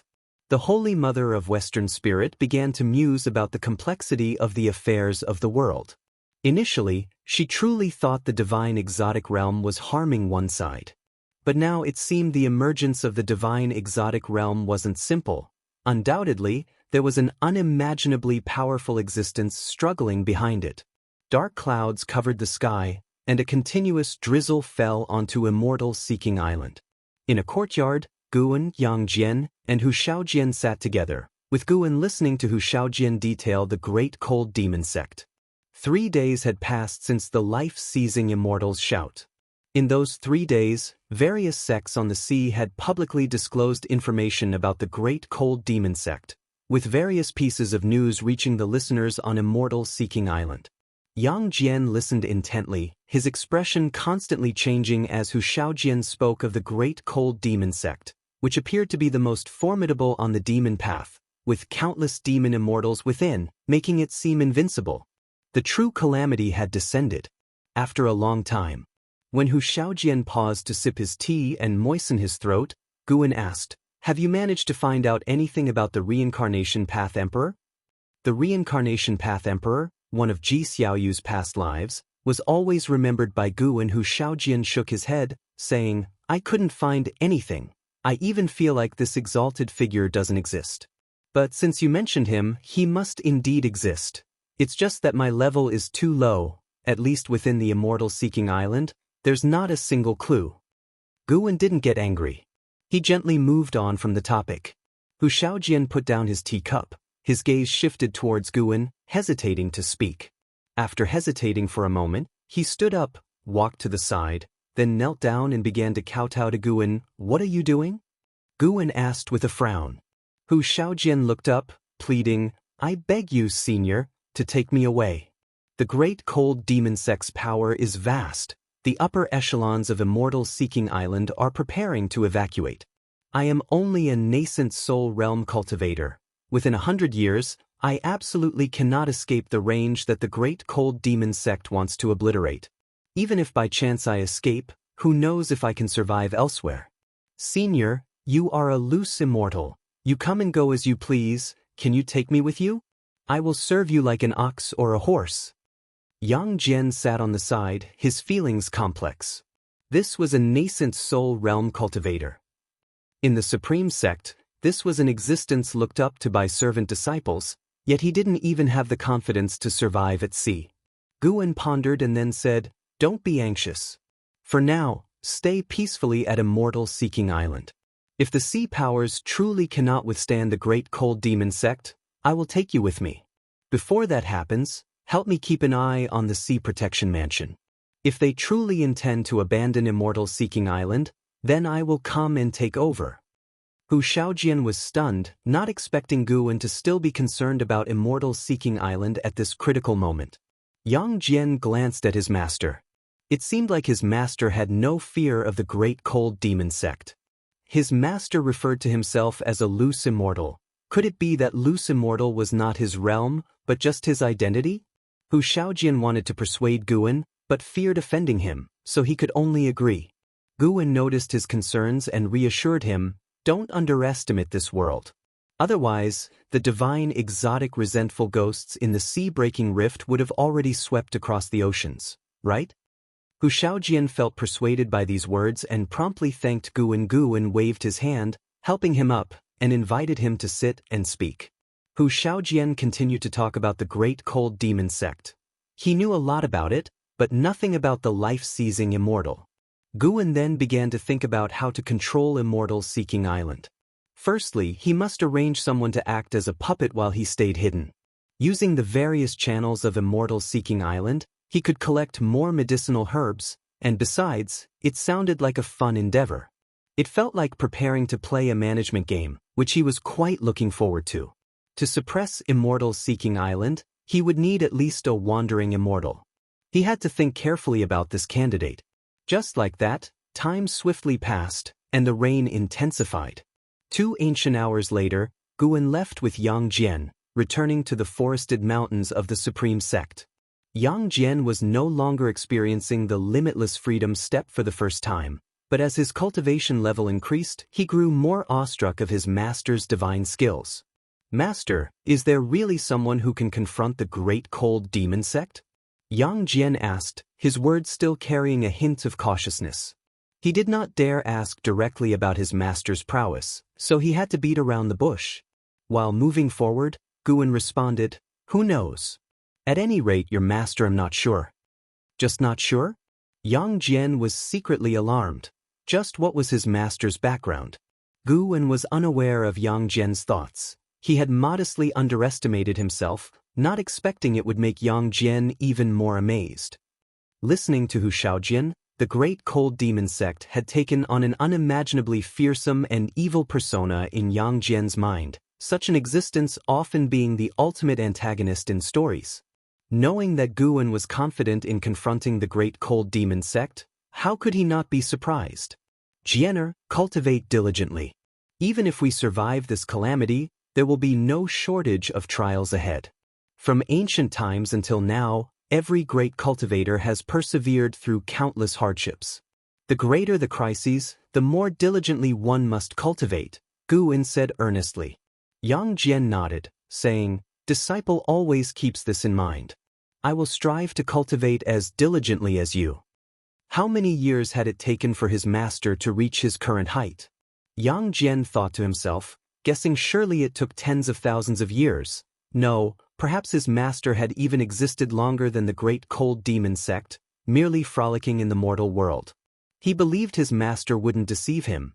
His master surely had also endured countless hardships and diligently cultivated to achieve his current level of cultivation. Gu continued to instruct Yang Jian. Educating a disciple, after all, required occasionally teaching them, making it an enjoyable experience. Yang Jian, unaware of his master's inner thoughts, could feel his master's earnest intentions. Chapter 287 The Longevity Pact. As the year ended, snowflakes danced in the air. Inside the attic, Gu was pouring tea for Yi Lan, who was recounting her experiences in the subsect. Having not seen each other for many years, Yi Lan now more than ever exhibited the demeanor of a great cultivator. Cultivators at the divinity transformation realm could become leaders everywhere on the continent, and naturally, her aura grew stronger with each passing day. This made Gu find her even more charming. Back then, she was always hanging around him, the little girl who always followed him around. Now, she had become an existence that stood above tens of thousands, which made him feel not only nostalgic but also immensely proud. Her experiences in the subsect mainly involved power struggles and gaining profit. With LV Bayin having paved the way, she always managed to secure victories in various conflicts, and overall, she had a smooth journey. After discussing her own experiences, she asked Gu how he had been over the years. Growing various plants, playing chess, and occasionally teasing the disciples for fun. "I'm quite content," Gu said, looking at Yi Lan with a smile. Yi Lan raised her eyebrows and asked, "Who is the girl downstairs?" "You've been wanting to ask that, haven't you?" That's what Gu thought to himself, but he said aloud, "Her identity is not simple. I will only tell you, and you mustn't let it slip." The attic had a protective restriction strong enough to ward off the probing of any cultivator below the divinity transformation realm, so Gu was not afraid of being overheard by Ji Xiaoyu. Yi Lan nodded expressionlessly. Gu took a deep breath and said, "Her name is Ji Xiaoyu. You understand, right?" Yi Lan frowned and asked, "Isn't Ji Xiaoyu already deceased?" Ji Xiaoyu had once been a renowned genius, famed for her beauty across the world. Her death had sparked much discussion within the Supreme Sect, and Yi Lan too had heard about it. She did die, but she has also reincarnated. Gu shared the information he got from stealing the 5 elements, his face full of emotion. Upon hearing this, Yi Lan too was taken aback. Such oddities existed in the world, and the background of Ji Xiaoyu was far beyond her expectations, even shattering her previous perceptions. Gu cautiously said, "Junior sister, this matter must not be disclosed. Otherwise, it might bring us great trouble involving reincarnation, and the enemies we would attract are extremely formidable. Faced with such entities, the Supreme Sect would have to either submit or be annihilated." Yi Lan nodded, then exclaimed with emotion, "Honestly, I was just feeling jealous of her, but not anymore. The gap between her and us is too vast, not to mention whether she would take a fancy to you, senior brother. Even if she did, I think it would be a good thing. Haven't you always said that your talents are mediocre? And since your relationship with that senior has been severed, you must cherish her. Perhaps she could change your destiny." As she spoke, her expression grew very serious. Gu was moved by her attitude. Truth be told, due to his experiences in his previous life, Gu felt that it was impossible for someone to consider others completely selflessly. Even love started from individual needs. He had rejected Yi Lan many times, but she had remained consistent, and he didn't want her to suffer losses. Thus, he had always helped her. Of course, he was moved by this. At least Yi Lan had an irreplaceable position in his heart. But he hadn't expected Yi Lan to hope for his future to the extent of wanting him to cozy up to another woman. This silly girl? Gu glared at Yi Lan and said irritably, "Cherish what? She and I don't have that kind of relationship. At most, we are just Taoist friends, and in her heart, there isn't a place for romantic feelings, only the immortal path. That was the truth. He could feel Ji Xiaoyu's ambition. Whether in her past life or now, Ji Xiaoyu was not a woman obsessed with romantic love. Otherwise, she wouldn't have chosen death to resist a marriage arranged by her family in her previous life. Yi Lan rolled her eyes at Guan and said, "Senior brother, a woman staying in your building must have a significant background. How could she not have feelings for you? Even if you can't really pursue her, establishing a better relationship with her would still be beneficial for you." Although she had reached the divinity transformation cultivation level, she still felt that her path to immortality had come to an end. At least she no longer dared to hope for longevity, but she hoped Guan could have that chance. The reason? She couldn't really say. She just hoped for Guan to have a better life, and she felt he deserved it. From a young age, she always believed that her senior brother was worthy of all the good fortune in the world. Even when Guan rejected her, she wasn't angry. She liked her senior brother. Why should he have to comply with her wishes? Forget it, senior brother. I rather prefer a peaceful life. If she wishes to stay in the Third Medicine Valley, I will not treat her badly, and if she wants to leave, I won't keep her. She and I are ultimately not people of the same world. We should not hinder each other's paths. Guan shook his head and said. This too was his heartfelt truth. His goal was longevity, not marriage and children. Yi Lan blinked, unsure whether to feel happy or to sigh. Senior brother, if you don't achieve longevity in this lifetime, would you accept me? Yi Lan asked. Guan thought for a moment, then said, if neither you nor I achieve longevity, then let's just live out a mortal's life in the last 100 years. A mortal's life spans only a century, and before that, let both of us strive for the immortal path. Who knows what might be possible? Although I seek a stable life, I have not given up on cultivation. Yi Lan smiled upon hearing this, gazing at Guan and said dreamily, Senior brother, with you saying this, I suddenly feel like the life limit isn't so scary. Guan raised his hand to ruffle her hair, messing it up under her scolding gaze before he finally stopped. Later, Yi Lan brought up the Great Cold Demon Sect. She had also learned quite a lot about the Great Cold Demon Sect, which made her very anxious. She feared that the continent might not survive this calamity, so she had come back early to see Guan, to avoid regrets. Of course, she still held hope that being Sword Venerable Fudao. This was also the reason why most disciples of the Supreme Sect hadn't panicked. Over the years, the protection of Sword Venerable Fudao gave them faith and confidence to fantasize about and tackle all adversities. As long as Sword Venerable Fudao didn't abandon them, or be defeated, they would surely be able to overcome the calamity. In the end, Guan invited Yi Lan to stay, and naturally, she did not refuse. After night fell, Guan took Yi Lan around the valley and even took her to watch others play chess. He also called Yang Jian over and had Yang Jian pay respects to Yi Lan. Yang Jian's attitude was very respectful, sensing that his master treated Yi Lan differently. His master calling him over must have a profound meaning. Could she be not a martial aunt but the mistress? Thinking this, Yang Jian also felt joyful, suddenly sensing that his master wasn't as unapproachable and even had a human side. That night, Yi Lan stayed at the Third Medicine Valley, occupying Guan's room. While Guan read, she practiced qi absorption cultivation. By late night, when Yi Lan opened her eyes, she saw Guan still engrossed in his book, the candlelight illuminating his face, and a blissful smile appeared on her face. Actually, this was quite nice. Yi Lan watched Guan for a while before closing her eyes. As dawn neared, the situation changed. Senior brother, you must be tired, let me give you a shoulder rub. Why would I be tired? You're the one who's been cultivating all this time. It's fine, I'm at a higher cultivation level, I'm not tired. Is this a shoulder rub? I'm just checking your body, afraid you might develop some problems from your usual routines. Wait, don't touch any lower.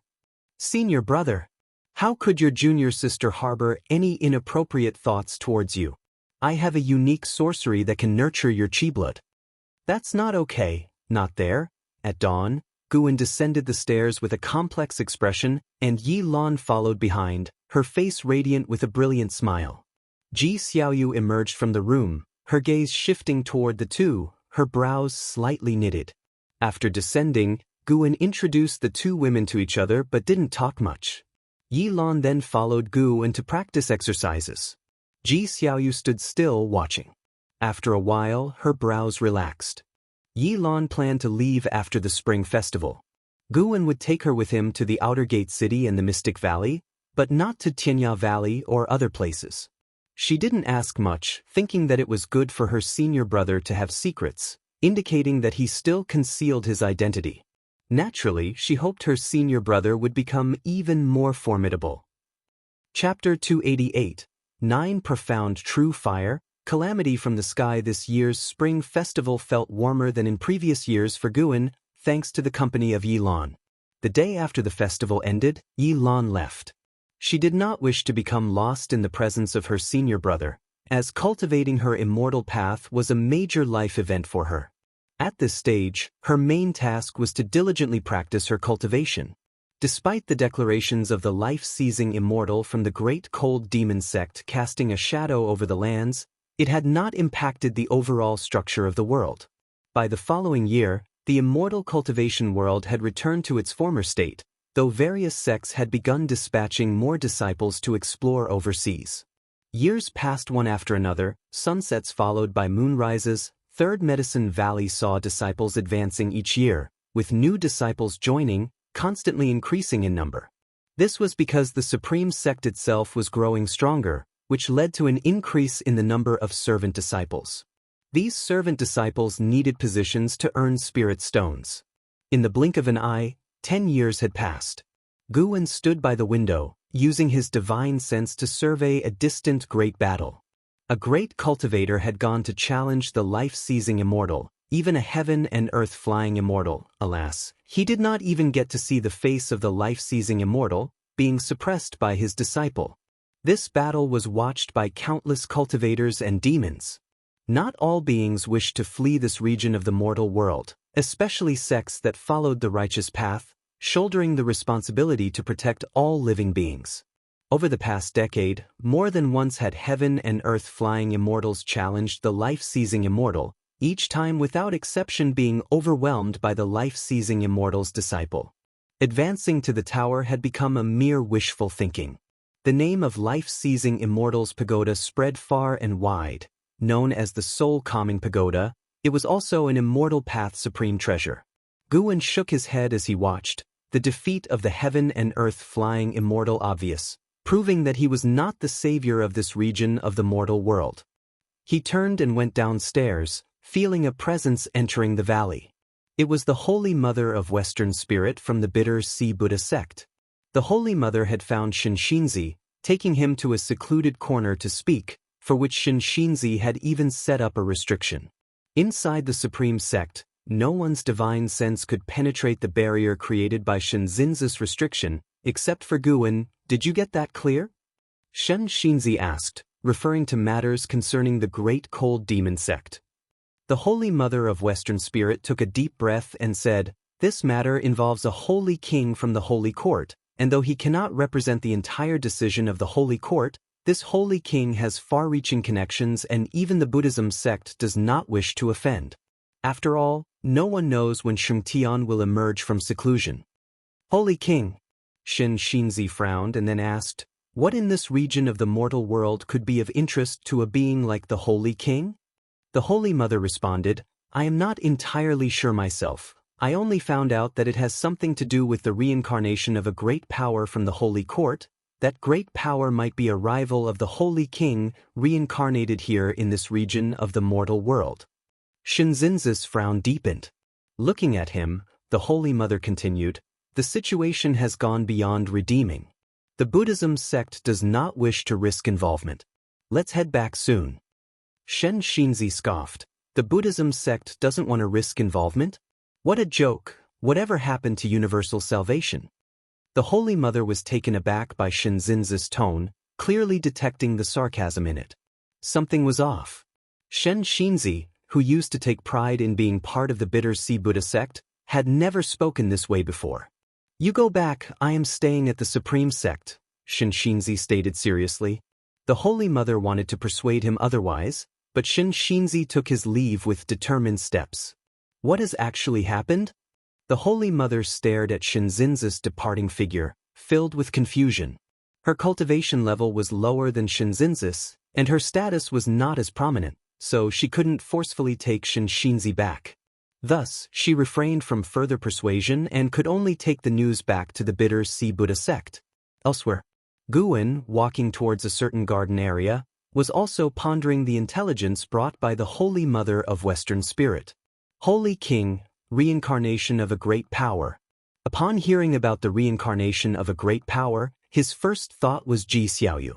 However, upon reflection, it might not be Ji Xiaoyu. Ji Xiaoyu had reincarnated countless times, and if it truly were the rival of that Holy King, why hadn't the Holy King acted sooner? Moreover, he was curious about which role the Master of Divine Exotic Realm played in this feud. Perhaps he needed to seek an opportunity to discuss this with the Master of Divine Exotic Realm. Inside a dimly lit chamber, Zhang Buku put down his great axe. The strength energy around him began to dissipate, and his constantly swirling white hair gradually settled. He exhaled deeply, eyeing the great axe in his hand, his brow slightly furrowed. At that moment, footsteps approached. Zhang Buku clenched the axe tightly, causing it to vanish as he turned to look toward the entrance of the cave. He saw the Master of Divine Exotic Realm approaching slowly, and perhaps it was Zhang Buku's illusion, but he felt the Master seemed weaker than before. Master! Zhang Buku raised his hand in greeting and spoke. Throughout these years, the Master of Divine Exotic Realm had been conscientious in teaching him. At least Zhang Buku believed the Master truly treated him like a direct disciple, not only instructing him in cultivation but occasionally also bringing him heavenly materials and treasures to enhance his ghost body and resist the backlash of exotic forces. The Master of Divine Exotic Realm stopped before him, sizing him up, and nodded slightly, saying, "Not bad, you are mastering the exotic powers." Zhang Buku couldn't help but ask, "Master, are you all right?" The Master of Divine Exotic Realm revealed a smile, though it was a chilling one, as he said, "Master is naturally fine, but there is something I need to ask of you, may I?" "What is it?" Zhang Buku did not agree immediately but asked instead, his mind alert as he feared the Master of Divine Exotic Realm might be plotting against the mysterious being that had been helping him in secret. The Master of Divine Exotic Realm lifted his right hand, within which a golden flame appeared, the light brightening the chamber. Zhang Buku's expression shifted slightly as he stared at the golden flame, unable to look away. The Master of Divine Exotic Realm spoke, "This is the 9 profound true fire, a flame of an extraordinary being. After inheriting it, you will possess a divine skill that will help you survive better. When you encounter the reincarnation of that being, the 9 profound true fire will act uniquely, letting you know at that time." "Who is that being?" Zhang Buku couldn't help but ask. The Master of Divine Exotic Realm responded, "He is a being whose cultivation far surpasses mine, and his status in the mortal world is beyond your imagination. I am passing this flame to you, hoping that you will find him in the future and protect him as much as possible. He will be the chance for us to overturn our fate." Zhang Buku was stunned. The Master of Divine Exotic Realm looked at the flame in his hand, his gaze wandering, then said, "The truth is, my existence is also for dealing with this being. But now that my backing is prepared to forsake me, I have no choice but to turn against it." Zhang Buku frowned and asked, "Master, who is your backing?" The Master of Divine Exotic Realm sighed, "It is an existence that can manipulate beings at will, akin to an immortal god in the hearts of the masses. Not only me but many forces serve him, including the continent you come from. The Holy Land of the 7 Stars Spirit Realm also serves him and helped me break the heaven and earth barriers, opening up the sea-breaking rift." The 7 Stars Spirit Realm. Zhang Buku naturally knew of this power. He hadn't imagined that the long-destroyed 7 Stars Spirit Realm was still connected to the sea-breaking rift. "Well, I can't tell you too much, lest you invoke temporarily insurmountable karma. Just remember, when you encounter someone that causes the 9 profound true fire to act unusually, you must support him. He will be the greatest opportunity you will ever encounter, and the only hope for you to be free of exotic forces, the Master of Divine Exotic Realms said, squinting at Zhang Buku with a serious look. Zhang Buku frowned and asked, "And what about you, Master?"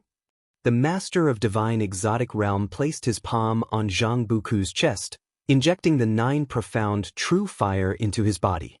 The true fire wafted, numerous sparks flashing across the Master of Divine Exotic Realm's face, making his expression look even more terrifying.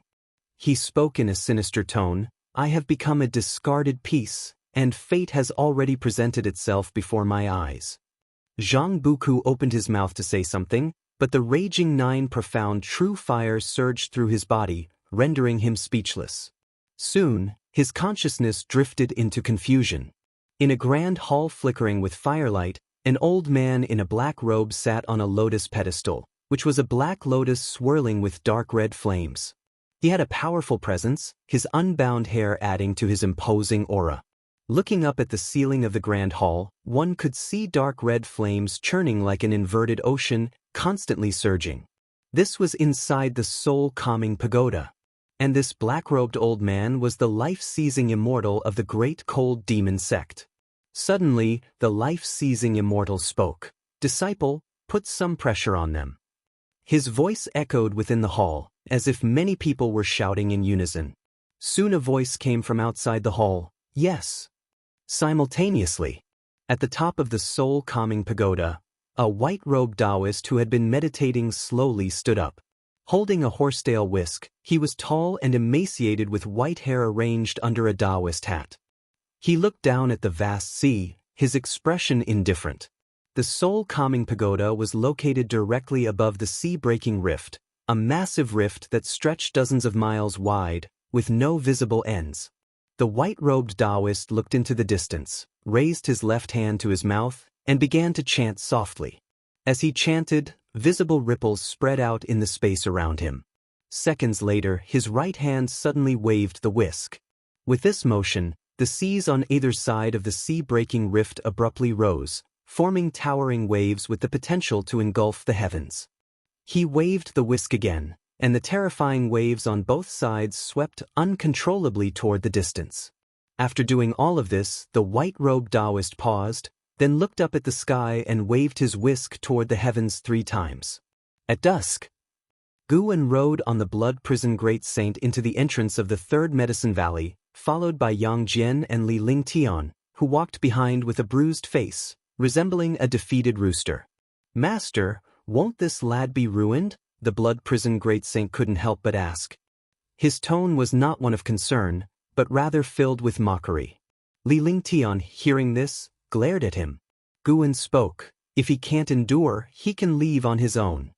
Years ago, when he had visited Tianya Valley, Luo Hun had even asked him to bring a message, hoping Li Lingtian would return to the palace. However, Li Lingtian did not wish to go back. Although he often got beaten, he was indeed getting stronger. Defeating Yang Jian had become his obsession. Just as Li Lingtian was about to speak, he suddenly sensed something and looked up, his eyes widening in shock. Guan, Yang Jian, and the blood prison great saint all looked up, and the disciples in the valley did the same, their expressions increasingly changing, as if they were witnessing something terrifying. Chapter 289, Unbelievable Methods. At dusk, the sky was a fiery red as meteors from outer space streaked across, creating a magnificent scene. As these meteors fell, a vast heavenly fire descended, giving all beings the feeling that the sky was collapsing. What is that? How can there be such a huge fire in the sky? Will it affect us? Don't worry, we are within the supreme sect, protected by the sect protecting formation. Could it be the demon cultivators from the great cold demon sect causing trouble? The disciples within the 3rd Medicine Valley engaged in a heated discussion, and the great cultivators, who had been playing chess, stood up and vanished from their spots. The 9-fingered Divine Lord looked up, frowning. Sitting opposite him, stealing the 5 elements, remarked, "This divine power is no ordinary feat." The 9-fingered Divine Lord looked at stealing the 5 elements and asked, "You've been traveling a lot these years, what exactly have you been searching for?" Facing his inquiry, stealing the 5 elements did not respond but simply pointed upwards towards the sky. Meanwhile, at the entrance of the valley, Guwen was riding on the back of the Blood Prison Great Saint, also looking at the sky. He could feel that the meteors and the sea of fire in the sky were transformations of mana, deployed by someone possessing great divine power at the heaven and earth flying immortal level, affecting a vast area. It seemed that the century-old agreement was merely an ultimatum. During this period, the great cold demon sect would continue to attack, forcing the common people to flee. Of course, there was another possibility that they sought to force out a specific individual they were searching for. Due to personal vengeance, the commoners suffered, giving Guwen a different understanding of the Holy Court. The Holy Court overall had good intentions, but inevitably had its corrupt members. Perhaps their way of thinking differed from Guwen's. They could protect the common people but also ignore them.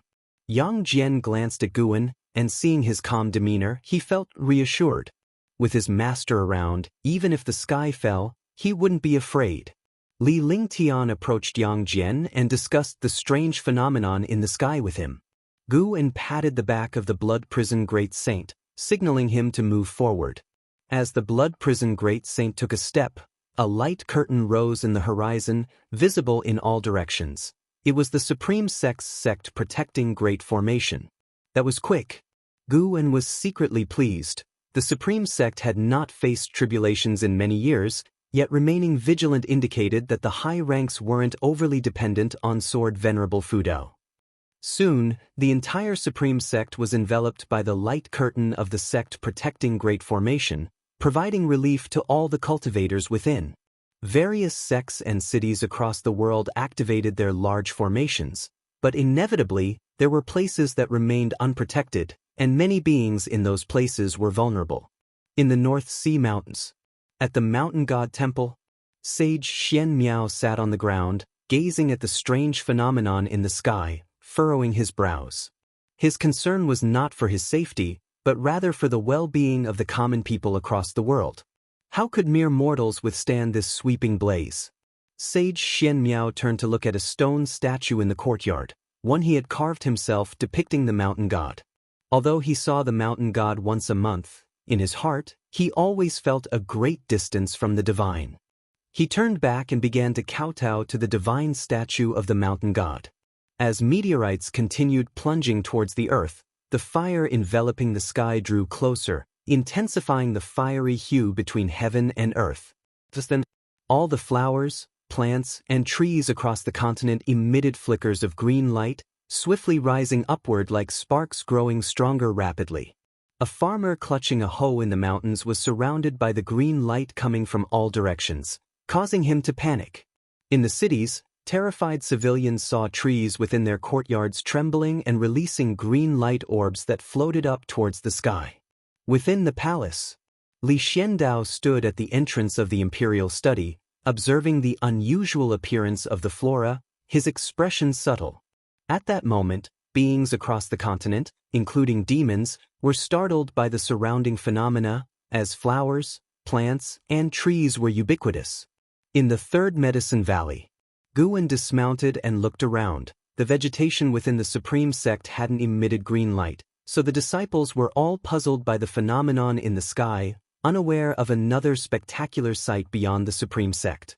However, as the green light from plants everywhere rose to a certain height, even the cultivators inside the Supreme Sect could see it. Various discussions erupted among them. Guwen stood under a pavilion, watching this scenario unfold. Xiaoyu also emerged from the house and joined him. "It seems someone is protecting this continent," Xiaoyu said, her eyes reflecting the green light rising to meet the massive inferno falling from the sky, as if two worlds were about to collide in a mesmerizing display. The upper half of Guwen's face was illuminated by the fire, while the lower half was tinged with green. He asked in astonishment, "You mean to say a cultivator is behind this? How high must their cultivation level be?"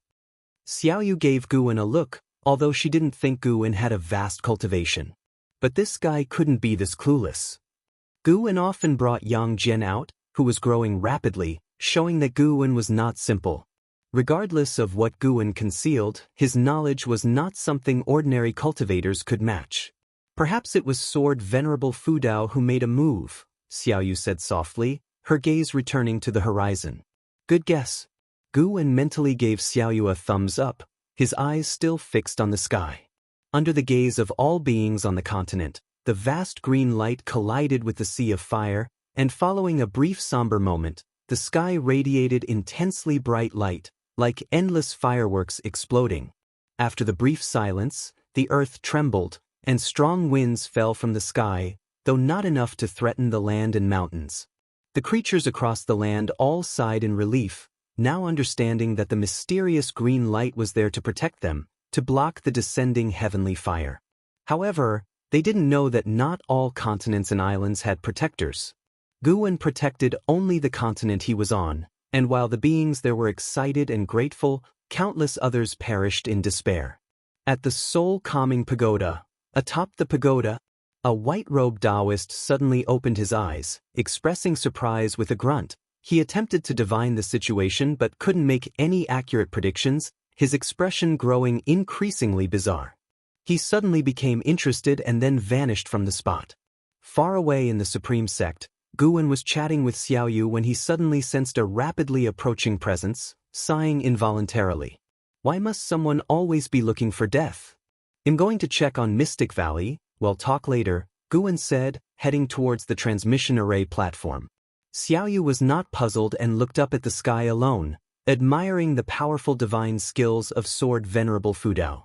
Underneath a nearby tree, stealing the 5 elements and the 9-fingered Divine Lord, sitting opposite each other at a chessboard, also looked up at the sky, paying no attention to Guwen stealing the 5 elements spoke. The trouble has ultimately been drawn here, the guy has arrived. The 9-fingered Divine Lord turned to him, asking, "Who is this guy?" A pupil of life-seizing Immortal, the real person Bai Hong, a renowned genius from the Great Cold Demon sect, with unfathomable cultivation, stealing the 5 elements responded. The 9-fingered Divine Lord's face subtly changed. Clearly, he had heard of Bai Hong's name.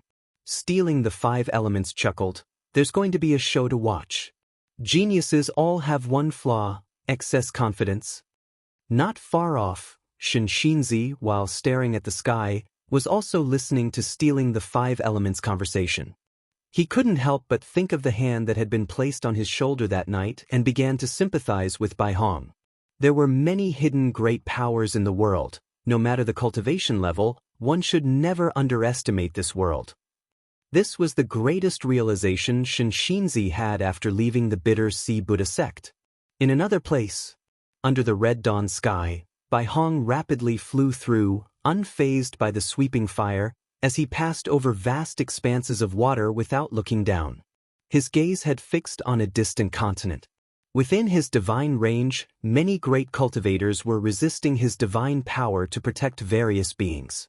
Yet, that particular continent was special, its methods piqued his interest, and moreover, he was unable to deduce the cause and effect of its mana.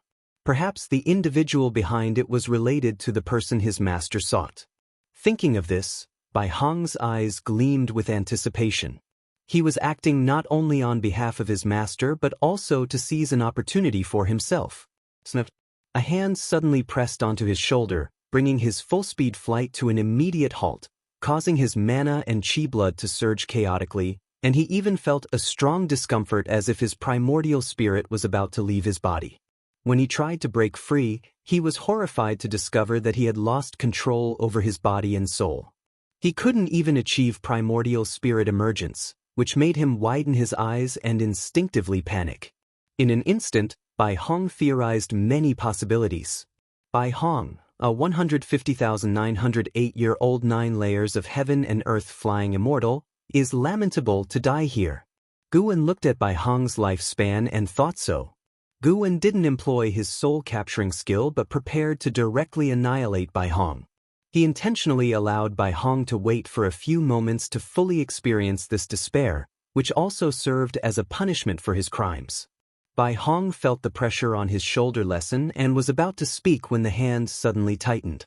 With a squeeze from Guwen, Bai Hong instantly turned to ash, his soul dispersing without a sound. He then disappeared from the spot. Back in the forest around Mystic Valley, Guwen pretended to inspect medicinal herbs, and a notification popped up before his eyes. He successfully seized 38,000 years of lifespan. Not too bad. Guwen wasn't worried about life-seizing Immortal coming for revenge. If he came, Guwen would kill him. Could the carefree primordial Immortal threaten the divine Immortal of wondrous Dharma? If a stronger presence appeared and he was uncertain of his chances, he would flee. So far, it seemed unlikely that the Holy King would make a move, as it would hurt his image. Otherwise, why wouldn't he personally search for his enemy's reincarnation? Being able to summon the Great Cold Demon sect showed that the Holy King had his reservations. The sea of fire in the sky lasted for 30 minutes before completely dissipating. The green light enveloping the continent transformed into a sea of clouds, dispersing with the wind, and night fell.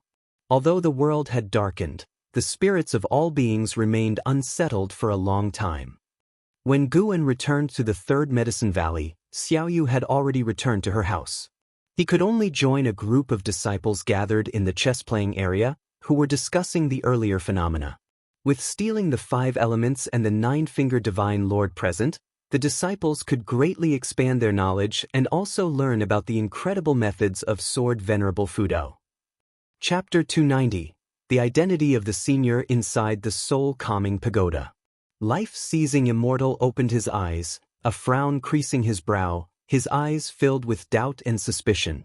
Why has his aura ceased? Life-seizing Immortal began to cast spells and calculate. He did not consider the possibility that Bai Hong had really died. After all, he knew how high his disciple's cultivation level was. Within the same realm, Bai Hong had the power to suppress 3 divine exotic ghost kings single-handedly, which showed how terrifying his strength was. Even if he encountered a carefree primordial Immortal, he would not die without a trace. However, no matter how he calculated, he could not deduce Bai Hong's whereabouts. Bai Hong's karmic ties were still fading away. This indicated that Bai Hong had most likely fallen and moreover had been scattered to the winds, with the heaven and earth rules erasing the marks of his existence. Life-seizing Immortal's eyebrows knitted tightly together, his heart filled with shock and anger. Had a carefree primordial Immortal made a move? To achieve such a feat, it would certainly not be a low-level carefree primordial Immortal. The first thing life-seizing Immortal thought of was a being from the Holy Court. How could such a formidable existence hide in this mortal world region? In life-seizing Immortal's mind, the strongest beings in this mortal world region were at most in the heaven and earth flying immortal realm. The sects here merely touched upon powers from outer heaven. A master of divine exotic realm was sufficient to suppress this mortal world region for so many years. How could a carefree primordial Immortal possibly be lurking here? Life-seizing Immortal suddenly thought of the 7-star spirit realm. Although his impression of the 7-star spirit realm was mediocre, he had some recollection. The 7-star spirit realm had always curried favor with the Holy King he supported. The Holy King disdained the 7-star spirit realm, but some under the Holy King had received benefits from the 7-star spirit realm. To some extent, one could say the 7-star spirit realm was a force on the same side as him. He remembered a Taoist friend mentioning that the 7-star spirit realm had sought help before. However, the Taoist friend thought the 7-star spirit realm was not significant enough to warrant his intervention, so he assigned them a task. Consequently, just as the 7-star spirit realm had assisted the divine exotic realm's emergence, it was dismantled because some residual forces still existed, so his Taoist friend didn't think much of it, assuming it was just a local power struggle. Now it occurred to him, could it be that this mortal world region was hiding something? Could it have something to do with that reincarnated being? Life-seizing Immortal's eyes flickered, not with fear, but with a hint of delight. The massacre of the common people was not his main goal. All of this was to force out the reincarnated being. Now that signs had begun to show, how could he not be pleased? Immediately, he took out an ancient bronze oil lamp and cast spells towards the wick. It's time to call the old fogies together. The catastrophe triggered by Bai Hong had consequences far and wide, its extent immeasurable. The continent where the supreme sect resided was spared from catastrophe, leading many sects to speculate that it was Sword Venerable Fudeo's doing, causing his name to spread like wildfire across the continent once again. When the beings of the continent were excited and in awe, the sea was deadly silent. Numerous islands and landmasses had been turned into seas of fire. Could ordinary immortal cultivation sects withstand divine powers unleashed by Bai Hong? Even if the sects formed their formations in time, they could not hold back the sky-high flames. This was one of the reasons Guan had taken action. This heavenly fire caused a third of all creatures in the mortal world region to die, a staggeringly large number. After the disaster had passed, on the 7th day, Guan came alone to Immortal Seeking Island, where the atmosphere within was grave, with significantly fewer cultivators coming and going, and a tense mood pervading the streets. Judging by the buildings within the city, it had not suffered from the heavenly fire's onslaught, but the surrounding seascape was littered with countless dead fish and demonic creatures, showing that Immortal Seeking Island was within the reach of the heavenly fire as well. The divine skills of a heaven and earth flying immortal were enough to obliterate all beings. Guan called over Hu Shaojian, who heaved a sigh of relief upon seeing him. "Elder, I'm so glad you've come." Hu Xiaojian's tone held a hint of resentment. 7 days earlier, he truly thought he was going to die on Immortal Seeking Island. Though he had a narrow escape, he trembled with fear every day, dreading the sudden arrival of another catastrophe. Guan teased, "That scared?" Hu Shaojian nodded. "How could I not be? Did you see that great fire? It was terrifying, blotting out the sky. Just imagining the cultivation level of the person behind it scares me."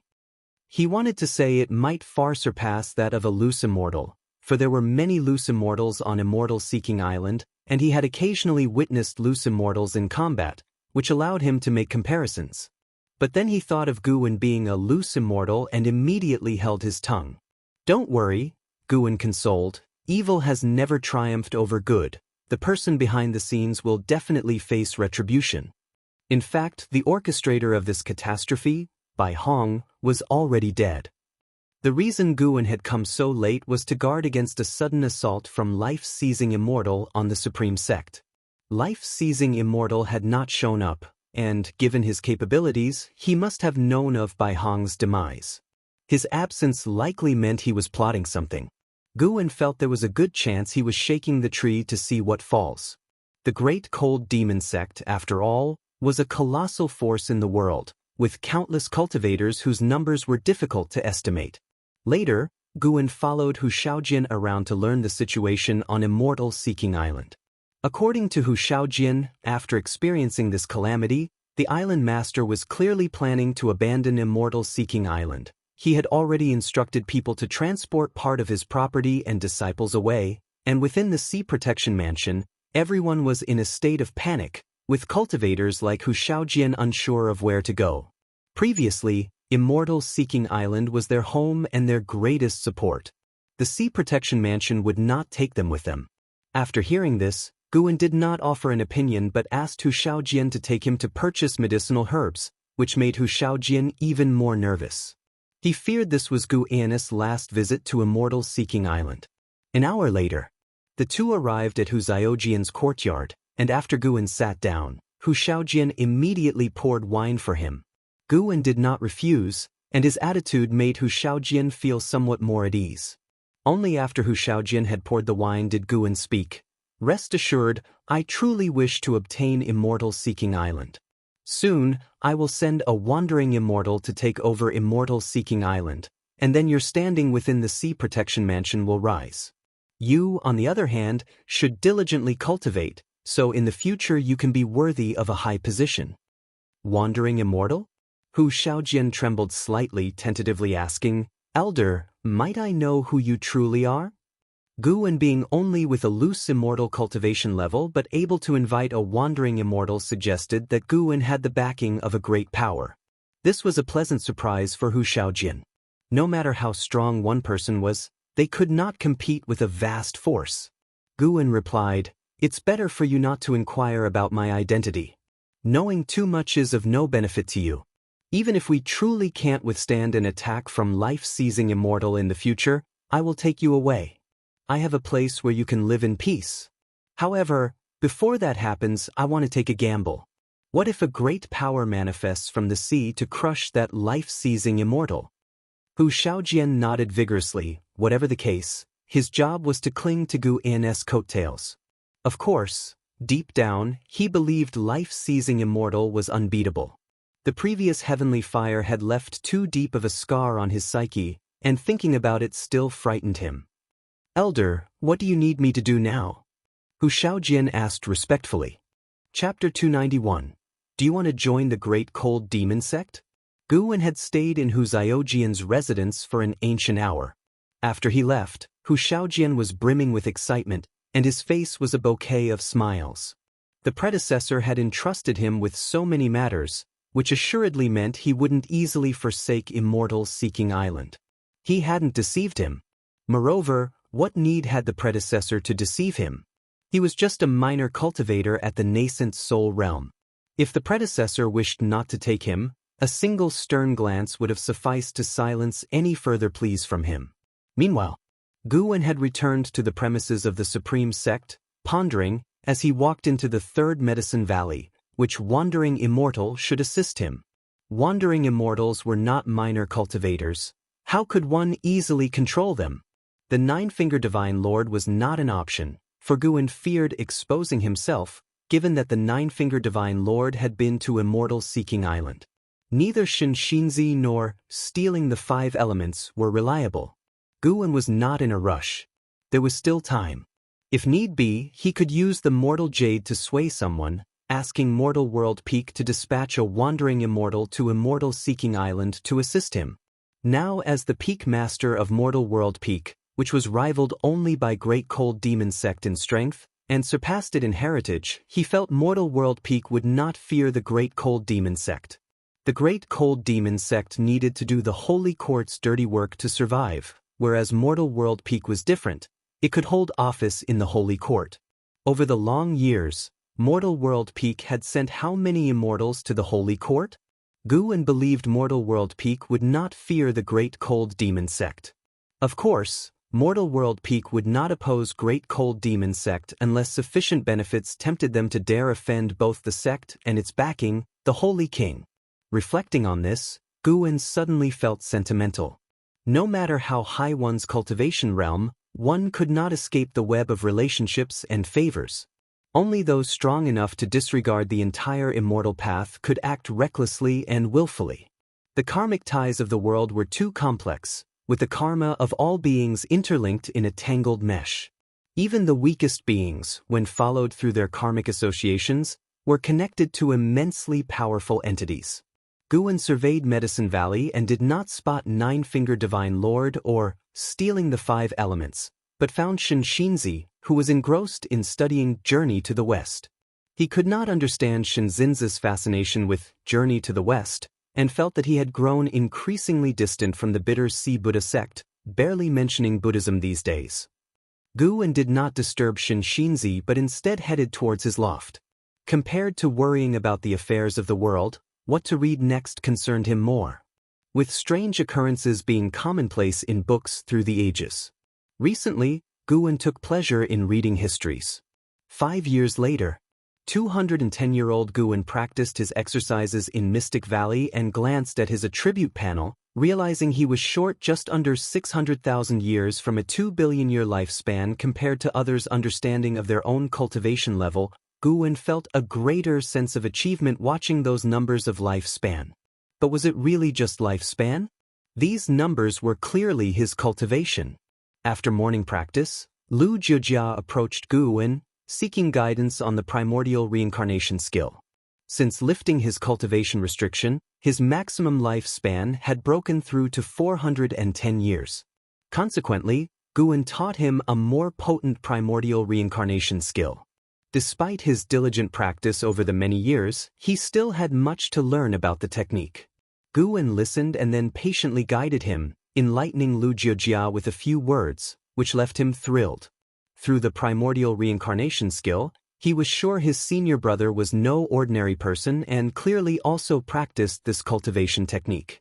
With the access to medicinal herbs his senior brother had, he was bound to far surpass him. After imparting his advice, Guwen turned and departed. Lu Jiujia didn't follow, instead standing still and savoring his words. Guwen walked into the forest and followed the path leading to the 8 scenic caves. By now, the 8 Sina caves were no longer a secret needing concealment, with Lu Jiujia aware of his secret abode beneath Mystic Valley. Given the chance, Lu Jiujia would watch over the disciples entering the forest, anxious lest any covet his senior brother's cave. Mystic Valley was never short of spies. Guan arrived within the 8 Sina caves, first picking ripe medicinal herbs, then directing the poison corpse to plant anew. The origins of myriad poison mystic skill left by Jiang Qiong had started to bear fruit. Although he couldn't exploit the poison corpse to seize life from the herbs, sowing was straightforward without too much concern. He lay down under a green vine tree, and quickly 2 tendrils stretched over his shoulders and began massaging them. The green vine tree possessed spiritual wisdom, but on ordinary days, it preferred silence. Guan didn't press it, rather he relished the tranquility of life in the 8 Sina caves. Accustomed to life in Medicine Valley, taking the time to be alone in the 8 Sina caves was also enjoyable. He planned to stay overnight, as someone would visit him that evening.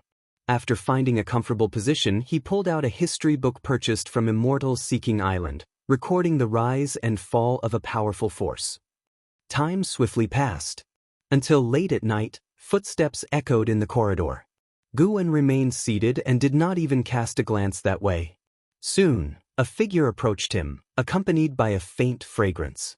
The visitor stood with her hands on her hips, clad in an exquisite purple robe, ornate with jade beads on her belt. Her long hair casually tied and 2 wooden hairpins inserted, her celestial beauty cloaked behind errant strands of black hair, a subtle smile adorning her face, and her eyes sparkling with mischievous delight.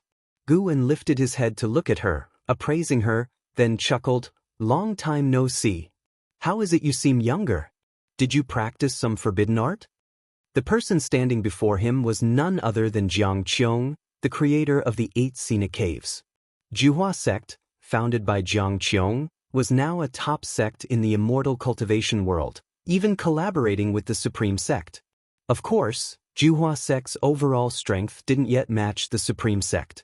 "What nonsense, your martial master already appears youthful," Jiang Qiong glared at Guan, then slid off her shoes, placing her bare feet on the grass. She stretched languidly and sighed. "This place still feels comfortable after so many years.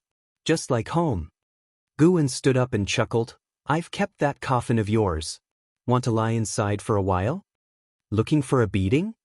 Jiang Qiong raised her hand to strike Guan, who promptly dodged. She huffed and then inquired, "Little brat, feeling anxious lately?" Guan asked curiously, "Why would you think so?" The life-seizing immortal from the Great Cold Demon sect declared he would wipe out all life. "How can you not be anxious? You're the one who fears death the most." "Well, sure, it is worrying, but what use is angst? When the sky falls, there are tall ones like you to hold it up." Guan spread his hands and spoke, eliciting a chuckle from Jiang Qiong, seeing him still as light-hearted as ever. Jiang Qiong took a step closer and whispered, "Would you like to join the Great Cold Demon sect?" Guan gave her a peculiar look. He didn't always keep an eye on Jiang Qiong, only sending his divine sense her way occasionally when she came to mind. Upon sensing no danger, he would swiftly retract his focus. He hadn't expected Jiang Qiong to establish ties with the Great Cold Demon sect. How did she manage that? Guan began to explore Jiang Qiong's karmic ties while asking, "You know someone from the Great Cold Demon sect?" A flood of karmic images entered Guan's vision as he saw her past. It turned out the continent from which the Ephemera sect hailed was under the thumb of the Great Cold Demon sect, which was why the 7 Stars spirit realm dared not use 9 Nether Road to reach the other worlds. There, the Great Cold Demon sect was sovereign while the Ephemera sect was merely a regional sect. No comparison between the two could be made. According to the Ghost Mother of Ephemera's words to Jiang Qiong, the decline of the Ephemera sect was influenced by the Great Cold Demon sect. Long ago, that continent did not belong to the Great Cold Demon sect. Following the unification, Juhua sect, like other sects, shared access to the 9 Nether Road, which allowed the Ghost Mother to return to her roots, with Jiang Qiong bridging connections through her to the Great Cold Demon sect. The Ghost Mother knew a great cultivator within the Great Cold Demon sect, a great cultivator with only Mahayana realm cultivation, likely a lowly figure within the sect. Although Sword Venerable Fudao has recently protected the continent, how can his soul strength contend with the Great Cold Demon sect? He did not charge me with any tasks, so I deliberately returned to take you to the Great Cold Demon sect. What harm in cultivating medicinal herbs there? By joining the Great Cold Demon sect, that too could be arranged, Xianxia earnestly suggested. Guan felt moved yet amused. Why did she always flip sides so easily? Guan shook his head. No, thanks. How comfortable could I be, tending herbs in the powerful Great Cold Demon sect? Perhaps no sooner than joining would I be refined into an elixir. That's a demon sect. Xianxia glared at him, annoyed. With me around, who could dare to bully you? Are you highly cultivated? Surely not among the highest in the Great Cold Demon sect. But to protect you? More than enough. Just calmly stay with me then. So I'd have to wait on you, curry favor with you? Exactly, how about that?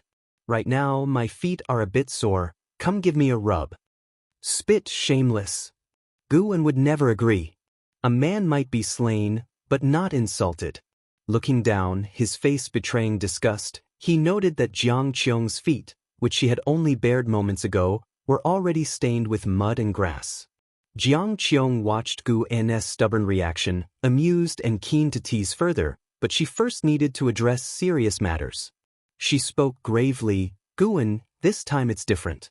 The Great Cold Demon sect has sent vast numbers of cultivators here, their might unmatched by 7 Stars Spirit Realm or Star Sea congregations. Even Star Sea congregations contemplates retreat. Not to mention them, do you know about 9 Nether Road?